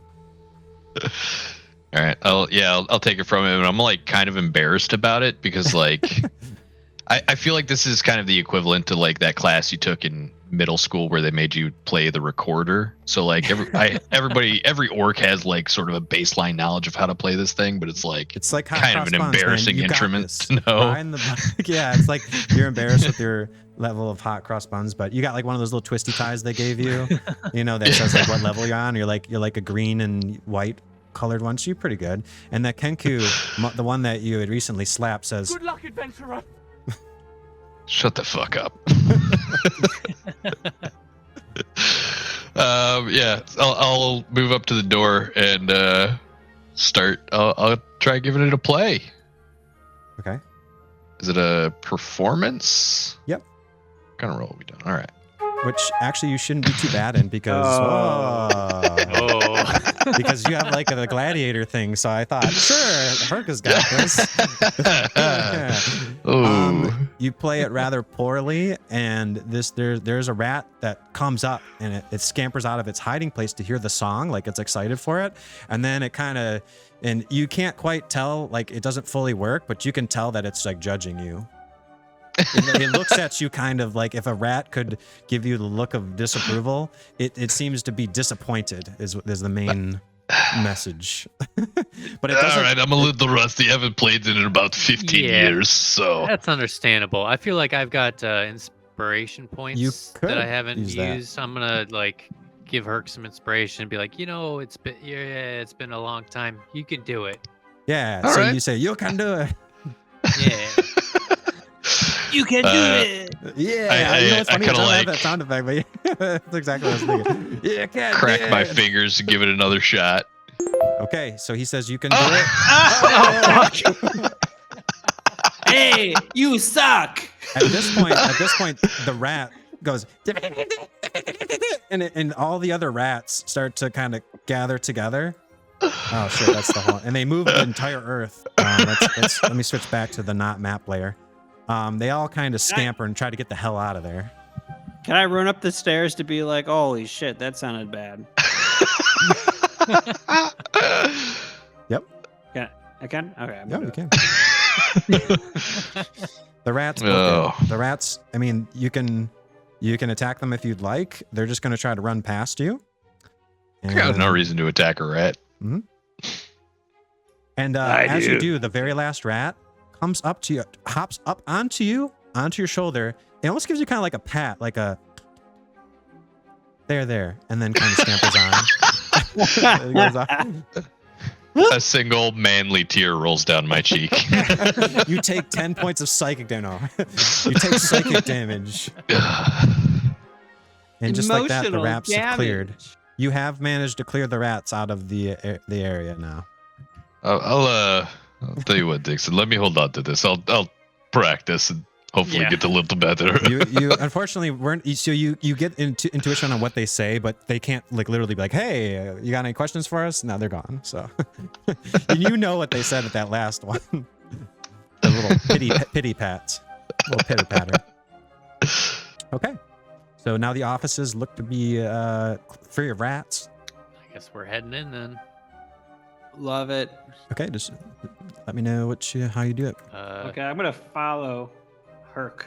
You guys can freely walk about, unless otherwise. I'm gonna walk I in. can't see shit. Maybe Hurk should lead, or someone with dark vision here. Yeah, it's completely dark. Okay, I see everything. There's dead bodies, cobwebs, books, and desks. Just shit. Not like literal shit, or else I'd describe it. You never know, Tzar. Yeah. Okay. Do you want to look around a bit? Or have you seen I want enough? to look through some boxes, my man. I want to look through some drawers and boxes. I just want to rifle through this place. Okay, Fuck it. Go ahead and give me an investigation check. All right, I'm gonna give you an investigation check. See, like, Diggs can do so as well, but it would be with a disadvantage since you can't see anything. That being said, you all have torches that you can light and use in your adventuring kits. I'm going to toss off a 16. 16. I think I actually did give you some vision from before, maybe, Ian, so you could see a little something, right? It's not completely black, right? Yeah, I can see just like a small dim little amount. Bit, okay. I'll I did it as hold a a courtesy torch just so you out can see for what the everybody hell's that's for everybody that's looking around. So I'm looking at this main room here in the middle. I got a 16 investigation check. By the way, when you're doing that, Hurk, you will not be able to use your shield. So your AC goes down by 2, just so you know. Cool. And if you put it on the, and if you when you hold it up high, it casts bright light. But if you were to put it on the floor, it doesn't cast as far. It's only casts like 5 feet instead of the normal, like what is it, like 20 or 30 for the torches. You should be emitting light. Let me know, Ian, if he's now emitting more light. Yes, he is. Okay. He's a light in your life, my man. All right. So what was your roll there, Tzar? I didn't see. 16? Okay. 16. So you rummage around. There doesn't seem to be, it's mostly office supplies. But in this room over here, you find that within a drawer, there seems to be a particular item that jumps out at you. And it seems to be a couple sheets of paper. And then out of the same paper, it seems to be one that's folded up almost like in the shape of a crane. And it looks like this. And this is a paper bird. It's And beautiful. You can read the description on there. I think it has on there, but you can basically write a message of 50 words, or if you were on the magic sheet of parchment paper, speak a creature's name, and the parchment will magically fold into a tiny paper bird that flies to the recipient with whose name you uttered. And they got to be in the same plane of existence, yada yada. So they the bird does have its own stats and stuff too. So Oh, I got a cute little paper bird that I could send a little message. It's like I could write whatever I want on it. And it's you get 1d6 plus 3 sheets. They rolled a 1, so you guys get you guys 4 then, right? Or no, 3. There's 3. There's the bird itself that's folded, and then there's the 3 sheets that have not been used. So there's 4 total. I love it. I'm gonna keep it. It's my favorite thing. So you pocket all 4. Well, one's Oh, folded does up. anybody? How about I'll have 2. Hurk, Digsin. You guys Hurk want is like one? right behind you as you're doing it. Look, I finders keepers, orc boy. Do you want a little paper swan? Sure, why not? Take a paper swan. Do you know how to write? Maybe Yes, should I ask know that. how to write. Yes. Okay, just checking. He has a quill, okay? Like I have a quill, okay? Like I'm quilting Tarantino. I'm quilting Tarantino, okay? All right, so I give That's about all you find in this area. I give a swan to Digsin and Hurk, and I save one for Fish Boy when he comes back, but not when he's the weird god creature So you save with the sexy 2 voice. then, because you got 4. So you give 1 to Yeah, Hurk, I'm gonna 1 give to- the one to Cade when he gets back. Okay, so one's going to Cade, one's going to Hurk, one's going to Digsin, and one's going to you. Okay, gotcha. Yeah, You have the one. Do you want to take the one that's already pre-folded? I'll take the pre-fold. Okay. You carefully stow it along with your little eggs. Yeah, Okay. I've got a that's- nice little bag of balls right now. That's about all you guys find after you spend just a few minutes rummaging, and Renaer's like kind of calls down for you guys. Wait. If I go into this Don't take room, too do I long get? up there? We don't If have. I go into, okay, go We on. don't have all day. Are we assuming that we instantly know what these birds do? What these magic papers do? We did just get a pop up to set everything. Okay. Should we maybe open that one up and see what it says? Because if it's folded, it has a message, right? Oh, I guess that's stupid. So you want to? I didn't make the rules. Don't look at me. I don't know. I want one of the blank ones, but all right. What does it say? I mean, if you're so keen to snoop on these people already or whatever. All right, I unfold it. What does it say? It's folded, but it was not addressed to anybody and was not used to write anything yet. This is it. Oh, okay, so you just don't have to fold it. Yeah. That's pretty sweet. It wasn't like the winged snake kind of message where somebody's trying to send out a message or something like that. Just somebody who's a You could. origami hobbyist. Yep. You got the one non-magical one. It's kind of Oh, it's kind of damn it. like pre-done to show you guys like that's how you use it. You got to fold it up into like the patterns, and then you can send a message on it. You write it, you fold it up, and then you can send it. Also, that's how I you. mean, guys know Hurk, how you to- already know use how it. to fold a swan, right? I don't need to keep mine just so you can have a fucking guide, right? What? What are you asking? Ah, just shut up. I'm just glad you know how to write. Did they never teach you how to write, Tzar? No. All right, They I will teach train you how to shovel. I can take a mound of dirt and make a birthday cake for you. Better than the 2 eggs I got, even. But You can write it. I can't write it. Oh, also I can write that. You can't speak. But I You taught can't myself really that. write in common. I mean, I assume that you can write in common. You're like smart enough, but like you can write in undercommon too. So you can write. When I was young, I learned how to write in common on my own. I was trying to follow the shovel ball performances of all the greatest, like Tom Brady. Well, his name's not Tom Brady, but yeah, Oh, I forgot what was the name he made. I don't recall off the top of my head. Okay. Torm Brandy. Torm Brandy. I guess I'm gonna go to each of these dead bodies and loot them for cash. I'm sure they have cash on them, right? But they're not using anymore. You find rummaging, taking them all together. They haven't been looted because they were just recently killed and stuff like that. But you managed to find like 2 silver pieces and a few coppers amongst them, but nothing significant. So you can take 2 silver pieces and about 3 coppers if you'd like. Take it. Fucking broke asses. Right? That's probably why they're dead. I'll put my torch away as to not burn it unnecessarily. The Kenku looks up at you and says, As you can see, the more you fuck around, the more you're gonna find out. I flip him off. Yeah, because we didn't really find out anything. And we fucked around a lot. I want to go to the sewer. Let's go to the sewer. We gotta You guys find Floon. just tell me magic words like I want to come downstairs or something, and you can certainly do I'm that. going downstairs to find Okay. the damn sewer. All right, what are we going to do with these 2? All right. Let's I just look back kill 'em. at Renaer. I said, "Do you think you could find your way to the sewer, or do we need to bring one of these?" Wait, Can we what'd you just say? bring What'd- one, what'd and you if we say? don't need them, we'll kill them? We'll launch one of their heads at a Can we make them wear the Crocs? Let's make them Certainly. wear Crocs just to look at it. You reach into, pick out a couple pairs of rather fashionable, as of last season looking Crocs, and you offer them to the Kenkus, and they look at you and go, "Huh?" They don't seem to quite follow. Hurk, stab them again until they put the Crocs on. How are they going to put the Crocs on? We've tied their arms. Ask them, tell them please. The bird goes like this. You didn't say the magic word. Put them on, please, you stupid bird. So this one grabs that on, and his hands are bound, but he tries to the best of ability to put the Crocs on, and is able to, they're slip-ons, so he manages to get them on. This one sort of does it, but they're just kind of dangling on his feet. Doesn't look like he's really fully committed to it. Good enough. Let's go. Where's the smelly sewer?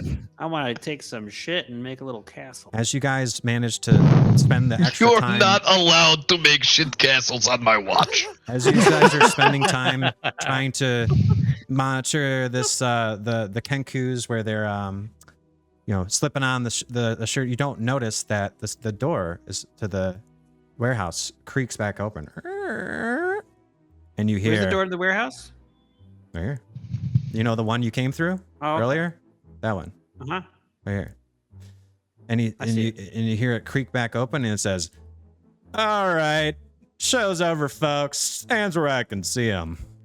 And Is as that- you do that, there are a bunch of officers of the law that storm in and reveal themselves. In fact, there appears to be right here, token there. There seem to be several of them here in the facility, and you can hear the sounds of other ones outside as well. Seems like there seems to be 12 of them in total. All right, Patrick Warburton. Tonight I expected to get to the sewer, and I don't give a fuck what you say. I'm going down there. Whoa, It's my right. Easy there, friend. Let's talk about this for a second. First of all, the name's Kronch, Captain Kronch. And I'm just here to help. And then he says, he looks over and sees Mako, and he's like, what's his deal? He's like one of those freaky fish guys, right? He's possessed by the god of the sea, and he has a much sexier voice now, but he's kind of useless. He's kind of a drooling idiot right now. But anyways, Mako's we're patron going goes, to the sewer. He prefers to go by something other than freaky fish guy, my good man. And then the veteran guy goes, this officer guy, captain, goes, right. Yeah, so anyways, you guys can rest assured Waterdeep's finest is got this whole place covered. Good job Excellent. taking care We're of so these. glad you're here. Taking care of these bird brains. My whole thing just glitched out. Did it glitch out for you guys? That looks good to us. Shit. It's good to us, but I see how it glitched out for you. I love your Patrick Warburton. It's so good. Yeah, it's stellar. Oh, yeah. It's all coming together. Was that David or was that a soundboard? I couldn't tell. I don't know. Oh, it's reloading. Okay, there we go. He's like, hey, I know you. Tzarafar, right? I used to watch you back in the shovel ball days. I used to call you the Tzarafar.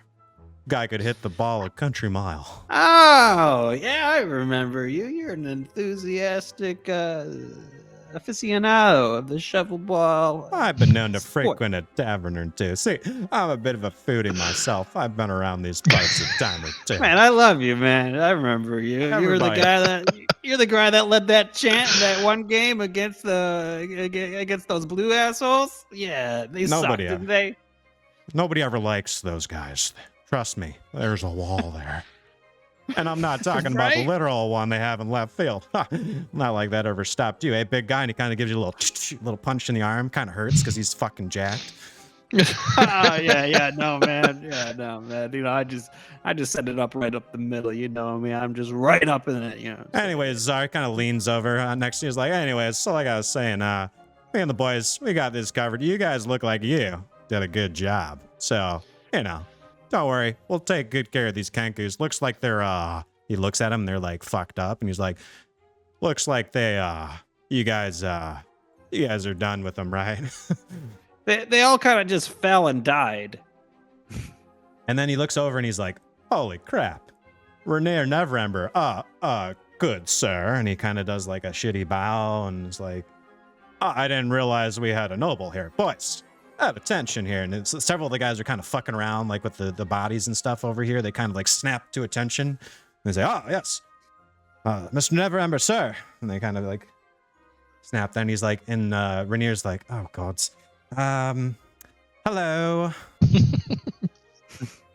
And so these guys all kind of start coming in there, and they start filtering into the facility. My roll 20 thing is still fucked up, guys. Sorry, I would be moving them, but I can't. So so I guess we'll just roll it here. So so that's what they say.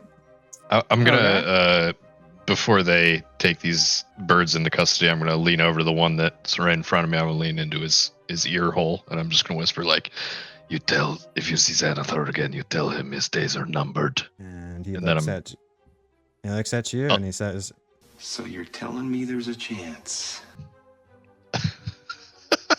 I don't know what to make of that, but I'm just gonna walk away and be like, "He's all yours, Captain." I think we can take it from here. Say, I had a few boys that were trying to track down a little guy named Urstel Foxen. You're supposed to be around these parts. We pulled the detail. Feel kind of bad, like maybe we should have been here earlier. Saw the smoke. Good of you guys to send us a signal. Pointed us right to your location. It was almost That's exactly what we did. We sent you a signal. And it looks like some of these guys kind of look at each other. There seems to be an exchange of coin, as it seems maybe somebody lost out on a bet. And he's like, "See, Johnson, just like I told you, these guys are pros." You don't happen to know if there's a entrance to a sewer around here, do you? Oh yeah, there's plenty of places around here. Not all of them exactly where you want to be entering the sewers, but I'm sure your friend over here, Tzar, sir, big fan, by the way, he'll probably be able to find one for you. As far as any particular place, this place is like a labyrinth. I mean, I'm not exactly known as the map guy, okay? That would be my boss, right. Commander Staggett. I'm sure you've all heard of Commander Staggett, commander of the City Watch. Please tell me you've heard of Bob Staggett. I've heard of Bob Staggett. Oh, yeah. I know. I can yell his name. I don't know. He's kind of a hard ass. I'm not gonna lie. I want you guys to know that, not all caps are bad. And this cap right here, Captain Kronch, you remember, he helped you guys out that one time with the birds, okay? I Right. will Kinda gives you a remember little- for little link. today on, the day that all these birds randomly decided to die on their own accord without our permission. He's like, yeah, That- that kind of thing happens more than you'd think. I dated a Kenku once. Yeah, pretty awkward. Ruffled a few feathers with that one. With the brass, of course. How- People in the city. How did you do the cloaca thing? Did you? Because Oh, like well, I have a it's- cloaca. Well, I know that They have a complicated if you know how cloaca. to speak their language. Tzar, you gotta stop asking everybody about their cloaca. It's getting really hard to take you out in No, sir, public. I mean, I'd love to tell you. Maybe we can sit down sometime. I'll cook you my famous spinach puffs. Where did I die for? You tell me I'll tell you the whole story. Look, I got one of these here swan things. I'm gonna write to you, and you show up when I write to you, and we could talk about anything, cloacas or spinach puffs. Bring your spinach puffs. Bring your You- spinach puffs. You got yourself a deal. I love it. I Anyways, love I'd you, be Captain remiss if Crunch. I didn't actually tell you guys that if you do go, on your adventuring and whatnot, yeah, make sure you keep the blood off the streets. If you catch my drift, the streets that are above the sewers, so to Captain, speak. in an ideal world, there would be no bloodshed. So Right. hopefully it won't come to that. Hey, Captain, do you see our drooling friend over here with the sexy voice? Yeah, he can just kind of hose off Yeah. anything. So, like, what's your deal? He hoses things off. Are you saying Okay. he's going to wash the blood off the streets? Yes. Yeah, the streets. The streets that are above the sewers. The sewers that are designed specifically to be below the streets. The streets. Those streets. I would like to award Captain Kronch some inspiration. So I'll put it in my little baggie to go. It's very clear that Captain Crunch is the most powerful character we will meet in this campaign. Please call me Captain. Everybody does. It's a great nickname. It gets me in a lot of bars. Believe it or not, works great. Yeah, All if right. you guys see me around town, I mean, I hit up the Yawning Portal. I hit up all these places. We'll sit down, have a whole roasted boar, maybe some cinnamon rolls. Oh, sounds like a plan. My buddy, TBD. next time you go to Yawning Portal, notice that they have a brand new window in the second story. I was on the other side of the bar when a weird bat creature came up, and I took my shovel and I just smacked that motherfucker right through that window. That's why it's new. He's like, I really don't have anything on me besides my badge, but you wouldn't mind, would you? Just write, dear Captain Kronch, and like whatever. Just All right. Where wouldn't do I mind, would write you? it? Just right on my city badge, yeah. Oh, okay. And he shows you I can't show you because my thing's still glitched out, but it's that badge that I showed you that the other captain, Captain Jallister Silvermane, gave you guys. All right. Like when he I'll write on the flashed it back to of you. it. Yeah. Captain Crunch, Yeah, Captain. world's biggest fan. People call me Cap. Captain. I just wanted to let you know, not all caps are bad. You know? Captain. Yeah. Not all caps are bad Not all caps are bad. because you're a cap. I'm a cap. That's it. Oh, no cap. No cap. This guy gets it. I run out of room before I write my name, and I give it back to him. I'm just gonna totally close out a roll 20 here. I'm gonna completely close it. Just gonna, I can still technically see. I just can't. I need to switch the scene soon, and I can't do that. But, it's just not loading. I think it's that issue they had before or something. Because it's just Maybe. it's just spinning. It doesn't even. I type in roll20.net and nothing comes up. So I don't know. Is there anything you guys want to do while these cops start to apprehend? So the cops come over. There's a whole bunch of different veterans of the city watch. You can see. I think I can. Can I ping as a player? You guys can see where I'm pinging. I see ya. Yep. see ya. Okay, so I'm pinging as a player on this view, and yeah, so they take the guys. They put manacles on them. They start rummaging through all of the crates and stuff like that, and then they kind of oh, you know what? You know what'd be funny is like, so like, you know, the other guys, they try to also get an autograph, but they use like the code legal, and they like hand you like a copy of like the law, and you know, they see if they can get an autograph from you as well. All right, let's sign up, babies. Oh, by the way, we got to get to the sewer soon so we can do some bloodshed shit. So checking Renaer, and Renaer's remembering. like, so my friend is dying, but that's all right. Guess we can always do Where's- autographs. Where is the friend? He's in the sewer, right? He's That's in the what we sewers, said. yeah. You Yeah, know, we the should get guy. to the like, sewers. I feel like Digsin is kind of seething with all these cops around, but he's trying not to make a scene because there's like a dozen of them. And, like, Mhm. Come on, You feeling a little Captain anxiety Crunch. since you're surrounded I by like mean, a it dozen soldiers. Yeah. yeah, we got business to take care of. I can't get into a fucking fight with a bunch of cops right So now. do you say that like, So- come on, guys, we got business to take care of? Kind of thing? Yeah, let's get moving. Find these sewers. Get the show on the road here. All right, so you guys start to head out, and you, unless anybody needs to do anything, you guys head out of the warehouse and you go out onto the streets. Everybody cool? And with as that? I'm backing up, I'm like, "Hey, Captain Crunch, like anytime you need anything, my man, like you're my guy. Like, yeah, next shovel ball game, you're gonna be right there in the pits, my man. You're gonna be right there, man. You're Like, gonna hand oh, me yeah. the damn bat. Yeah, they got the Kobold World Series coming up, right? It's at the Field of Triumph. I already got tickets, pre-ordered them. Yeah. Oh man, he's sell like- those tickets because you're gonna be sitting in the pit with me, man. You're gonna hand me my damn shovel, man. You know the difference between a heavy duty shovel and a little bunter shovel, right? Yeah, man. You know what to do. He's like, I feel like I'm about to find out. Awesome. That's right. I know you didn't hear from me. I'm not really scalping tickets or anything like that, but sounds like it's all coming together. Sell it good, man. Wait till the day before. That's when they go high, man. You know what I'm saying? Peace out, buddy.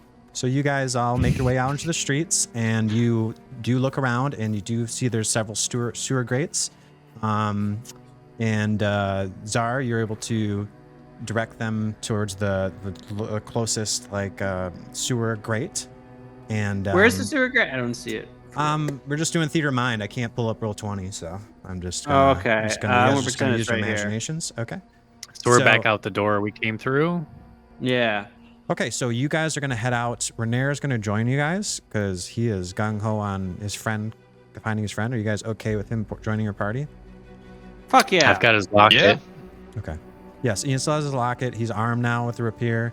He is not wearing any armor, any light armor.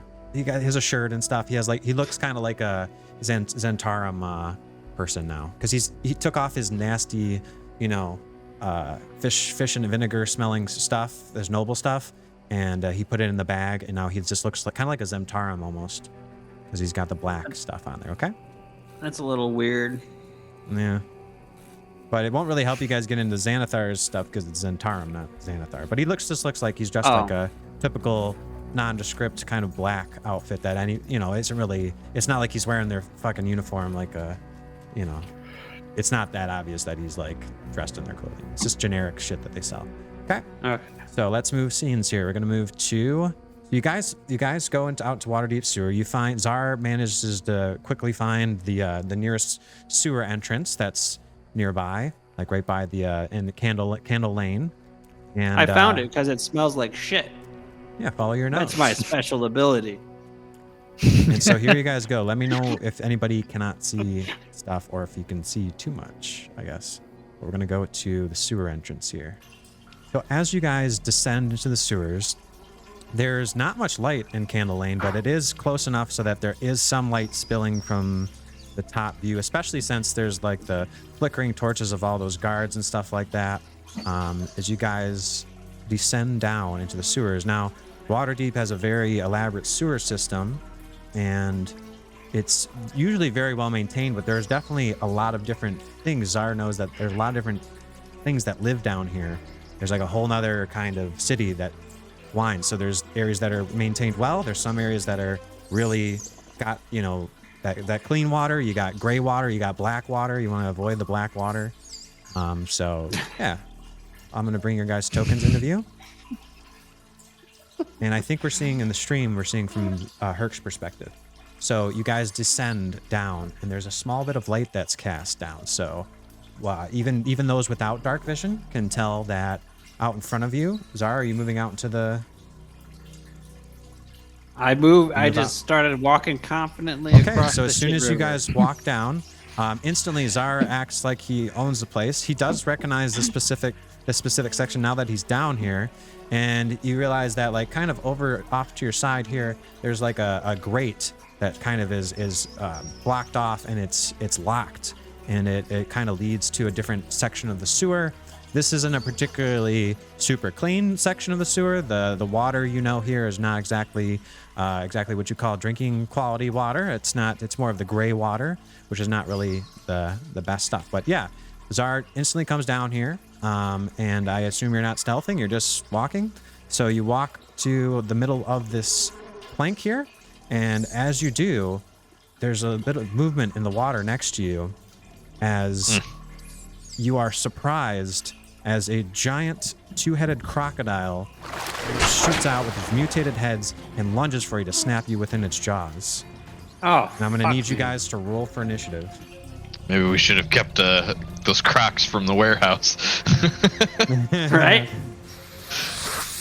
I'm gonna, before I come down here, I want to have put on the Mask of Whispers, because I feel like I don't want to be breathing whatever's down in this sewer. So now whenever you speak, even if you try to yell, it will turn into a whisper, right? In the hour? Yep. Yeah. Okay, so this giant crocodile lunges out for you, Tzar, and you're surprised. So I'm gonna need you to make a dexterity saving throw. See if you are. Thank God it's that. All right. See if you like fall into the water. Because this thing's trying to knock you into the water. 20? Okay. So this thing is still going to lunge towards you, but you don't lose your footing and fall into that nasty water, which you know is probably full of all sorts of nasty diseases, okay? I'm like, oh, this happens all the time, guys. All right. So it's going to do an attack on you with its claws. And so like, what's everybody's passive perception to see if you got sneak, if you're surprised? Tzar is definitely surprised. I think 11. Passive perception.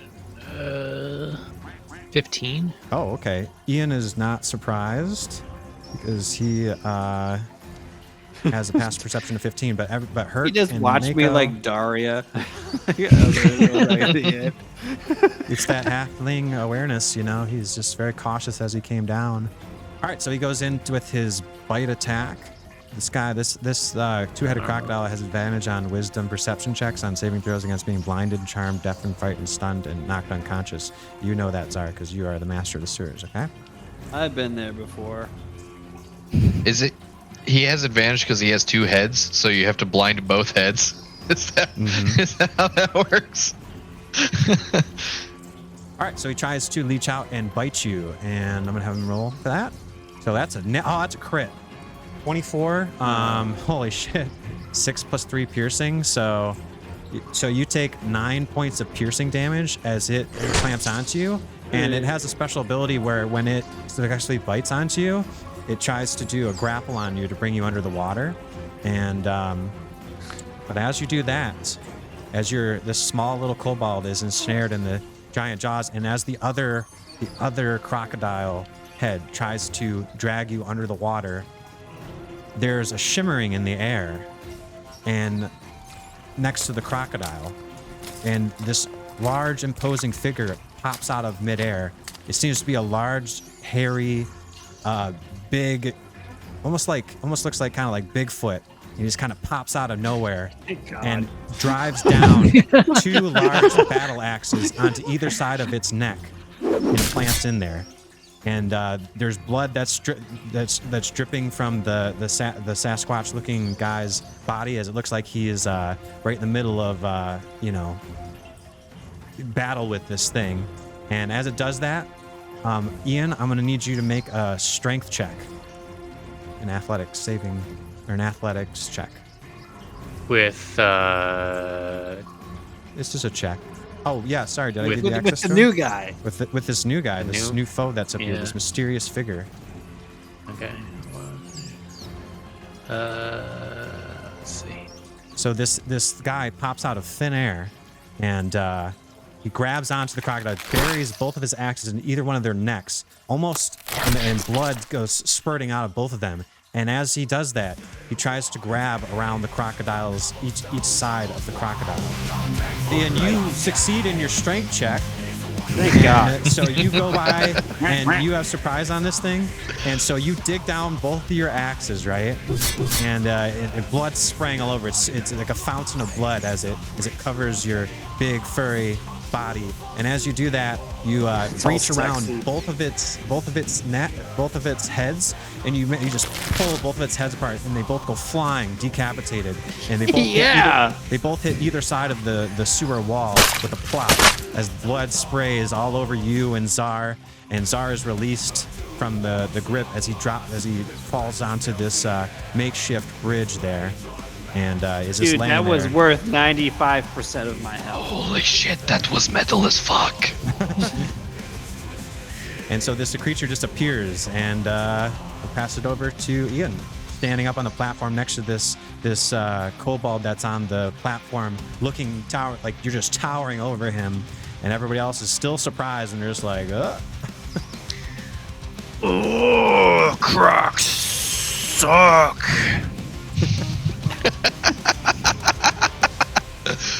Yeah, they do. That hurt. So last year. So last season. Wait a minute. What, you talking about the shoe? I'm glad I didn't wear those after all.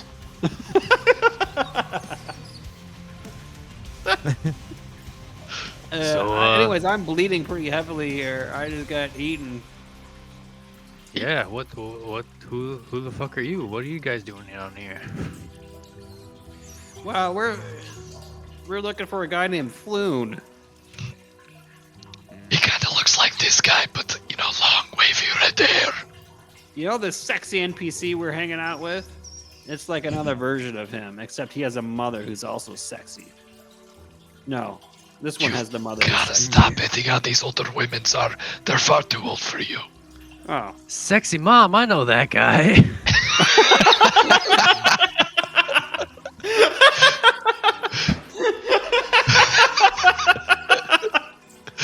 Wait. You know Drew too?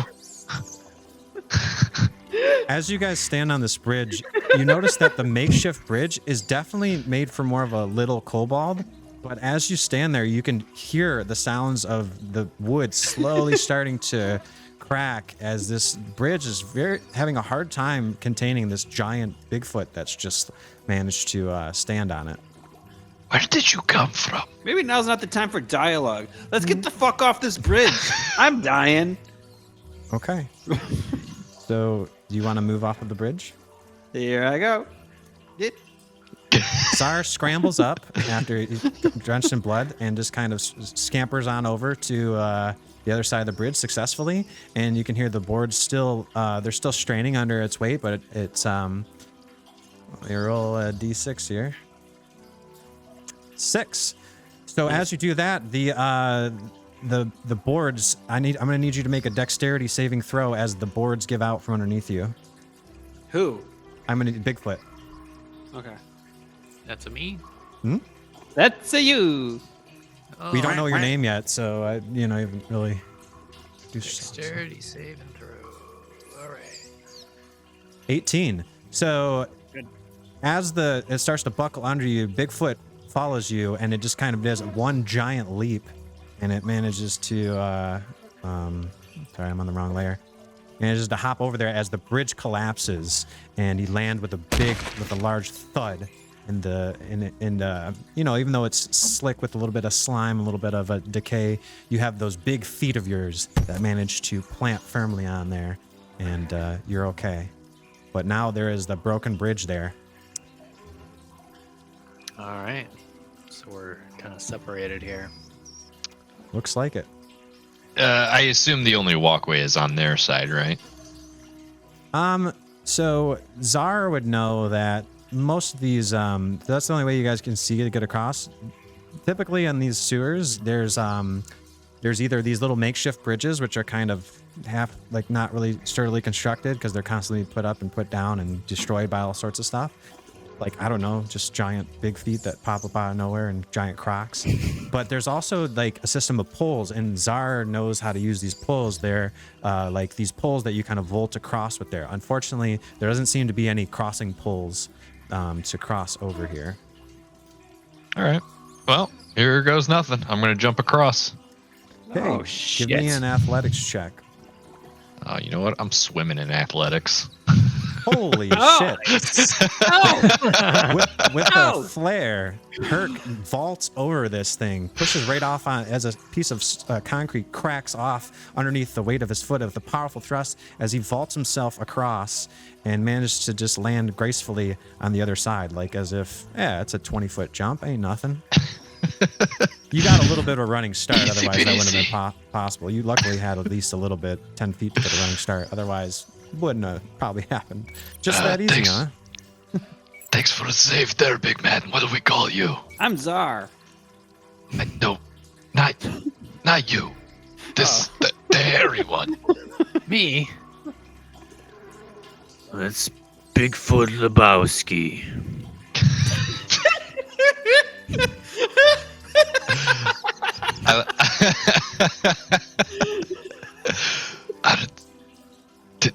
Did your parents name you Bigfoot because of the size of your feet? You recall that your No, culture, it's they 'cause- they don't give names out really. It's, Yeah. kind of just describe it. So I am just Bigfoot. What we are Bigfoot. You know what? Who am I to judge? That's a lovely name, Bigfoot. Thank you. there is a street for when the you help. first enter the city of Waterdeep if you come down from the river towards the south side, there is a little small street called Lebowski when you first enter the city. Oh. I feel like somebody asked him his name one time, and he was like, Big Foot. Hurk would know Lebowski. Lebowski Street. Looking around. From that, I assume that Saying things. Hurk can piece together how this man got his name. He looks down at his feet. He sees the large, like massive feet of this. They're even big for his, for a 8 foot tall Sasquatch. And then on top of that, you do know Lebowski Street because you do know the southern wards pretty well, the southern districts pretty well. Yeah. All right. Did you happen to see a large orcish man dragging an unconscious man down here anywhere? I see lots of things down here. DM, can you help me out if I know What would you need to know? I'm sorry, I was rolling to see if I something have- happens. if I've seen what Hurk is asking me about? What did Hurk just ask you? I asked if you've seen a large orcish person dragging an unconscious body down here somewhere. Not recently. He sees a lot of things down here, but not that. I'm gonna be what I like, assuming that Assuming he Floon keeps was himself.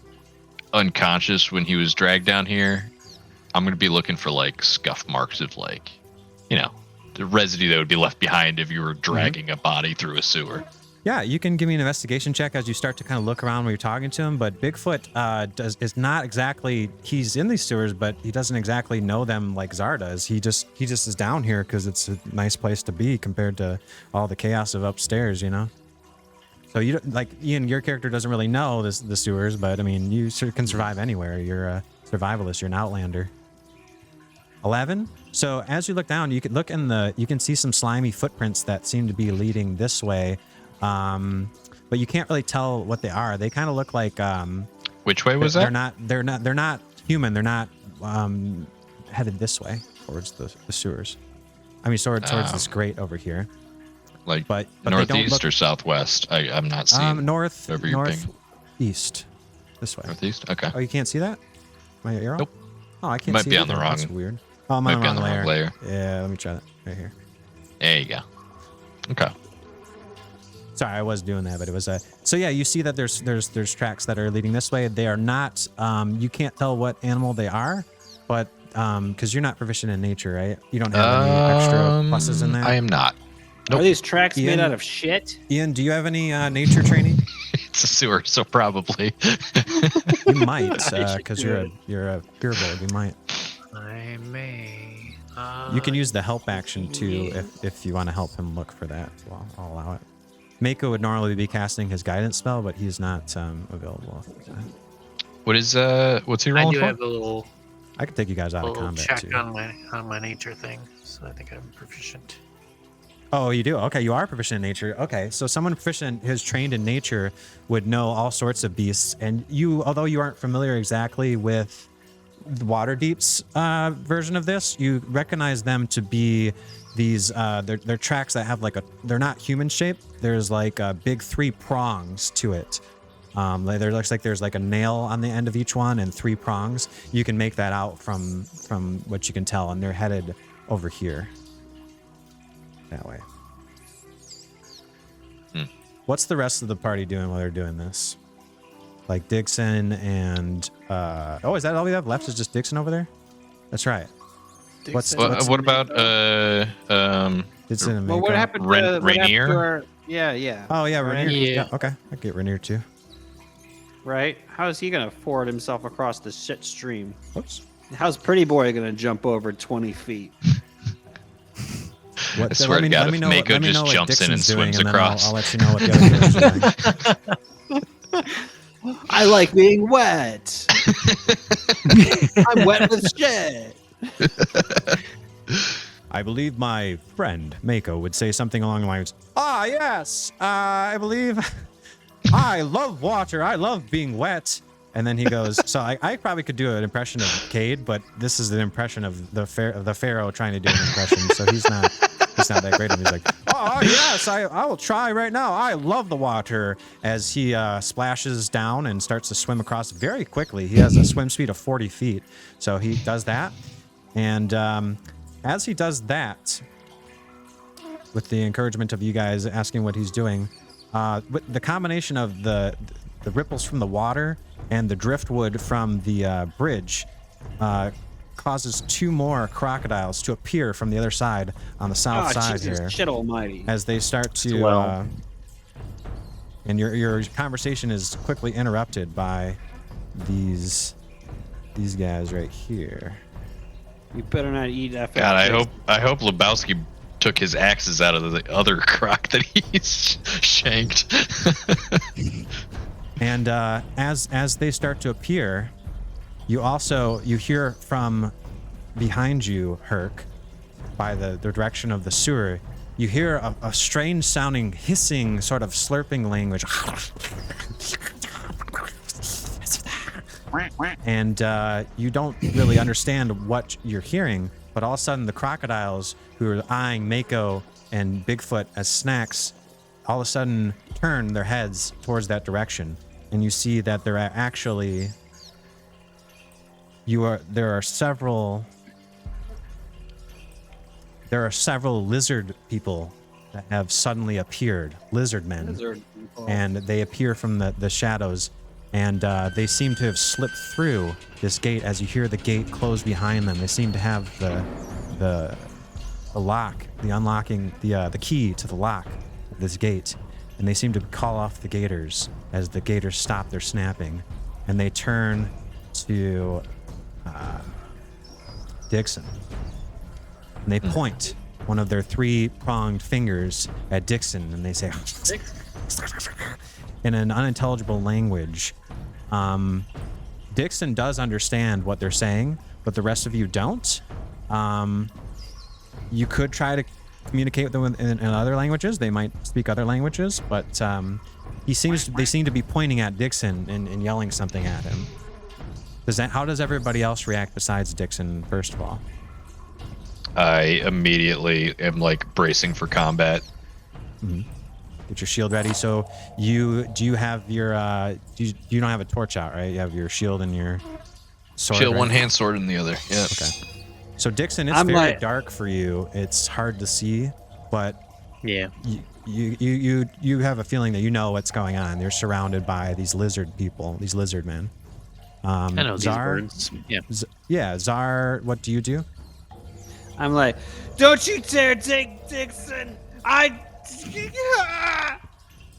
just all beside myself. What do you say that in common? I say it in whatever language comes most You natural. speak common, undercommon, and draconic. Whatever is the most emotional language for me.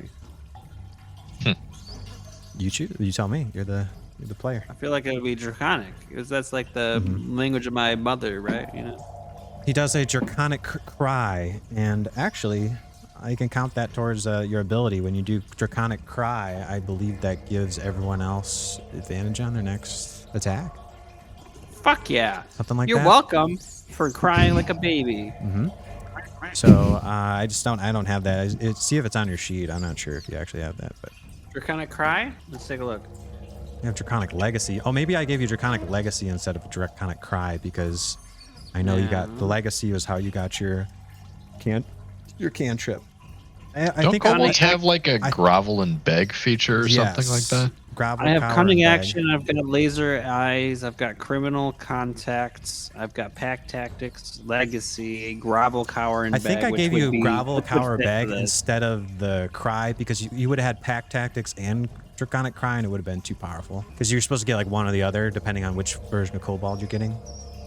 But Okay, so I got draconic it. legacy was my nod to draconic cry. I guess you don't have it, but yeah, you let out this draconic cry and it's very very emotional and everybody feels very I mean, moved by it. it's a bit of a groveling, cowering, and begging is what I just said, right? Okay, all right. So you know, if So all we my do go into- allies get an advantage. If we do go into combat, then I will grant you that your ally guys gain advantage on the attack rolls of enemies within 10 feet of you that can see you. So that would be the crocodiles so and Bigfoot these Hurk guys and Mako. right here. Oh, I think everybody got revealed. Here, there's this one dude that. There we go. Yep. So these two guys right here and these guys right here would be affected by that. All right. So as that happens, there's the one in the front here who's closest to you guys on your side. They're very nimble and they're able to walk on these small ledges on the side. And switch to token layer. This guy comes up to you. Renaer is readies his rapier and kind of backs away, ready to fight as well. And this one talks to you in Undercommon, Digsin, and it says, "Digsin, the time has come. The preparations are complete." Sorry, what?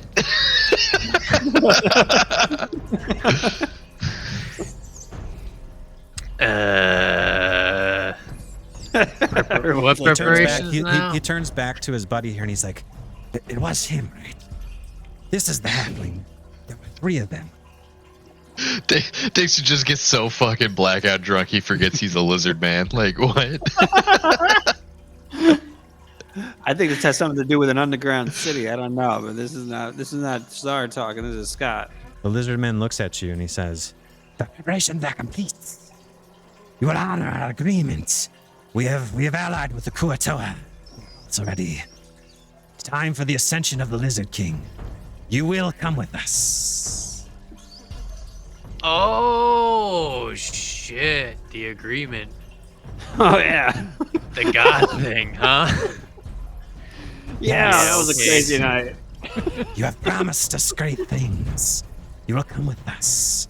You will not make a fuss. Your friends will stay here. Your belongings will come with you. And he gestures to this guy. Lazarus, you will take his things. We will go. And Lazarus comes up to you here. And it's not Lazarus, okay? It's Lazarus. It's got like an accent over Yeah. it, okay? and he comes over and he looks like he's about to grab your bag. Like, oh, okay, dead man, you're not touching my shit. My homies here are gonna take care of my stuff. Lebowski. You can talk to yourself. Immediate okay? trust in the random hairy ape. He looks at Dixon, looks around, surveys the team, and decides that the big motherfucker is who he wants to give his bag to. He saved my homeboy. I've been going to bat over for here. fucking Digson for the past like 3-4 games, and then He like a saved your ass random just hairy now. ape shows up, and you're like, I'm You gonna are a give all my tiny- shit to that guy. You're a tiny little lizard man. You can't hold all my shit. This is actually feels very on brand for Digsin.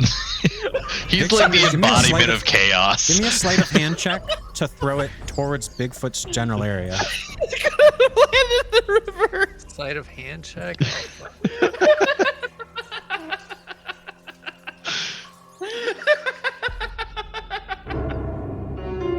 Nice. As he throws it, and Tzar also jumps for it, thinking that it's for him, but Bigfoot is just so massive, he intercepts it with his long reach before it gets to you.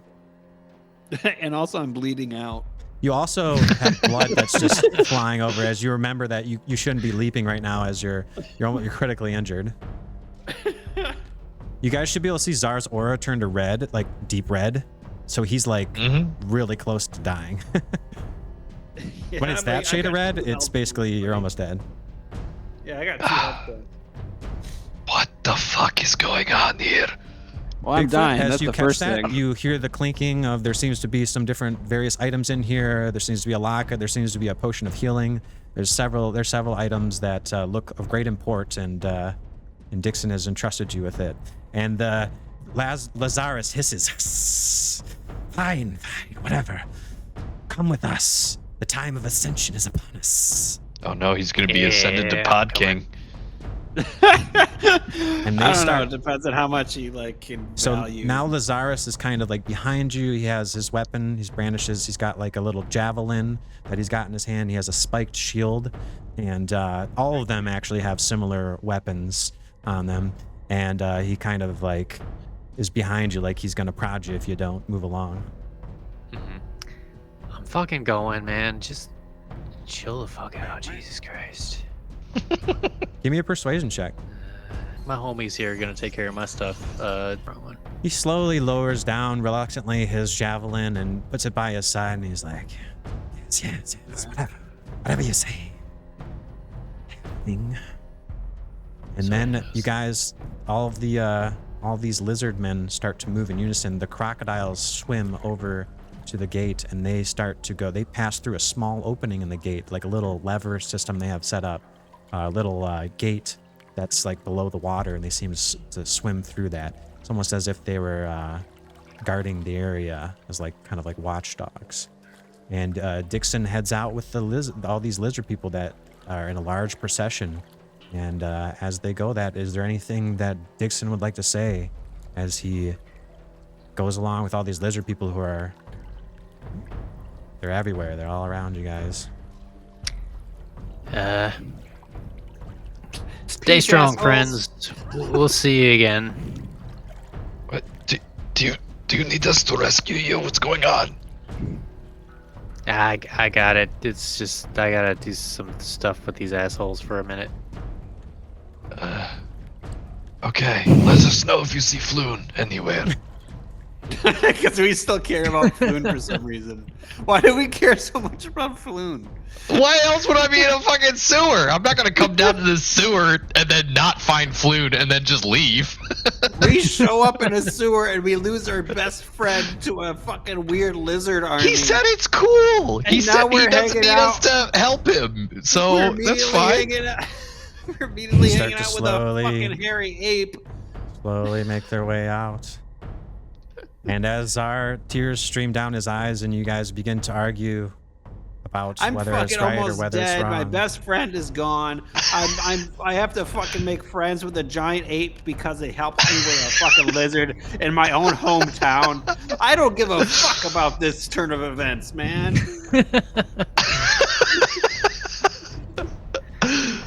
And as you do that, I know I Going through acquired some shit. I, as in Bigfoot Lebowski, acquired a health potion. Can I give that to Tzar as like a token? of- yeah, so as you to console, Bigfoot reaches over to console Tzar and says to him some words of encouragement about his friend being okay, looks resilient, and hands him the potion. As you see Tzar, who was too weak previously to act, in his bitter loss of his newfound friend Digsin, as he watches him disappear slowly into the dark tunnels of the sewer. Oh, And you are now Digsin! You are left with just this Bigfoot Lebowski, as you are This guy embarking smells. on your journey. And with that is where we're ending our session.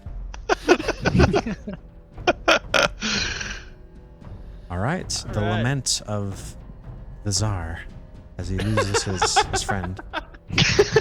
Well, he said he would be okay though, so we'll have to see what happens on the next episode of Dragon Heist. Waterdeep Dragon Heist. Brought to you by Vicarious Ventures, a Skycast production.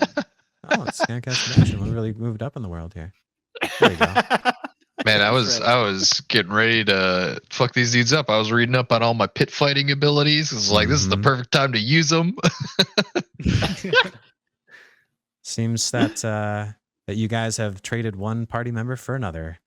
Yeah, no, I had no idea what to do with. Oh, by the way, though, I had no idea what to do when the lizard people came up, and then when like the story started to turn that like Digsin has some prior arrangement with them. It's not like a violent occurrence. You encouraged me to like revisit Hamtramck Avengers and like maybe put a plot together that is very similar to this.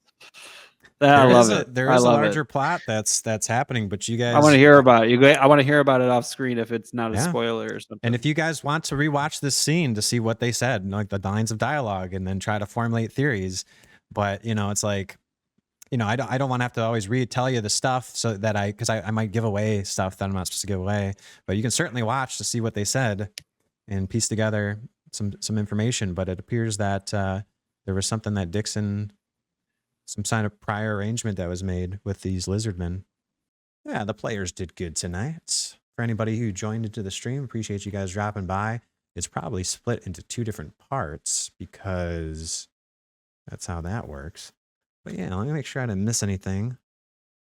Oh man, I forgot to name drop something really important.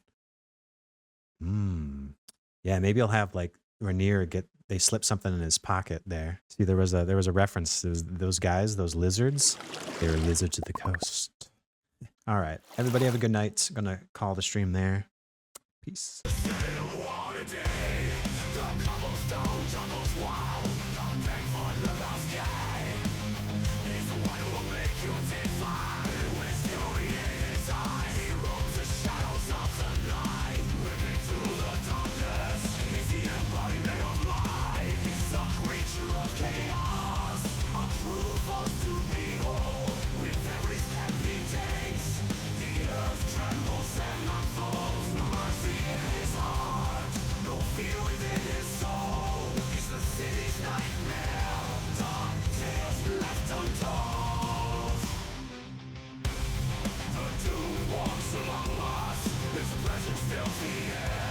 This rage unmatched, this power beyond compare.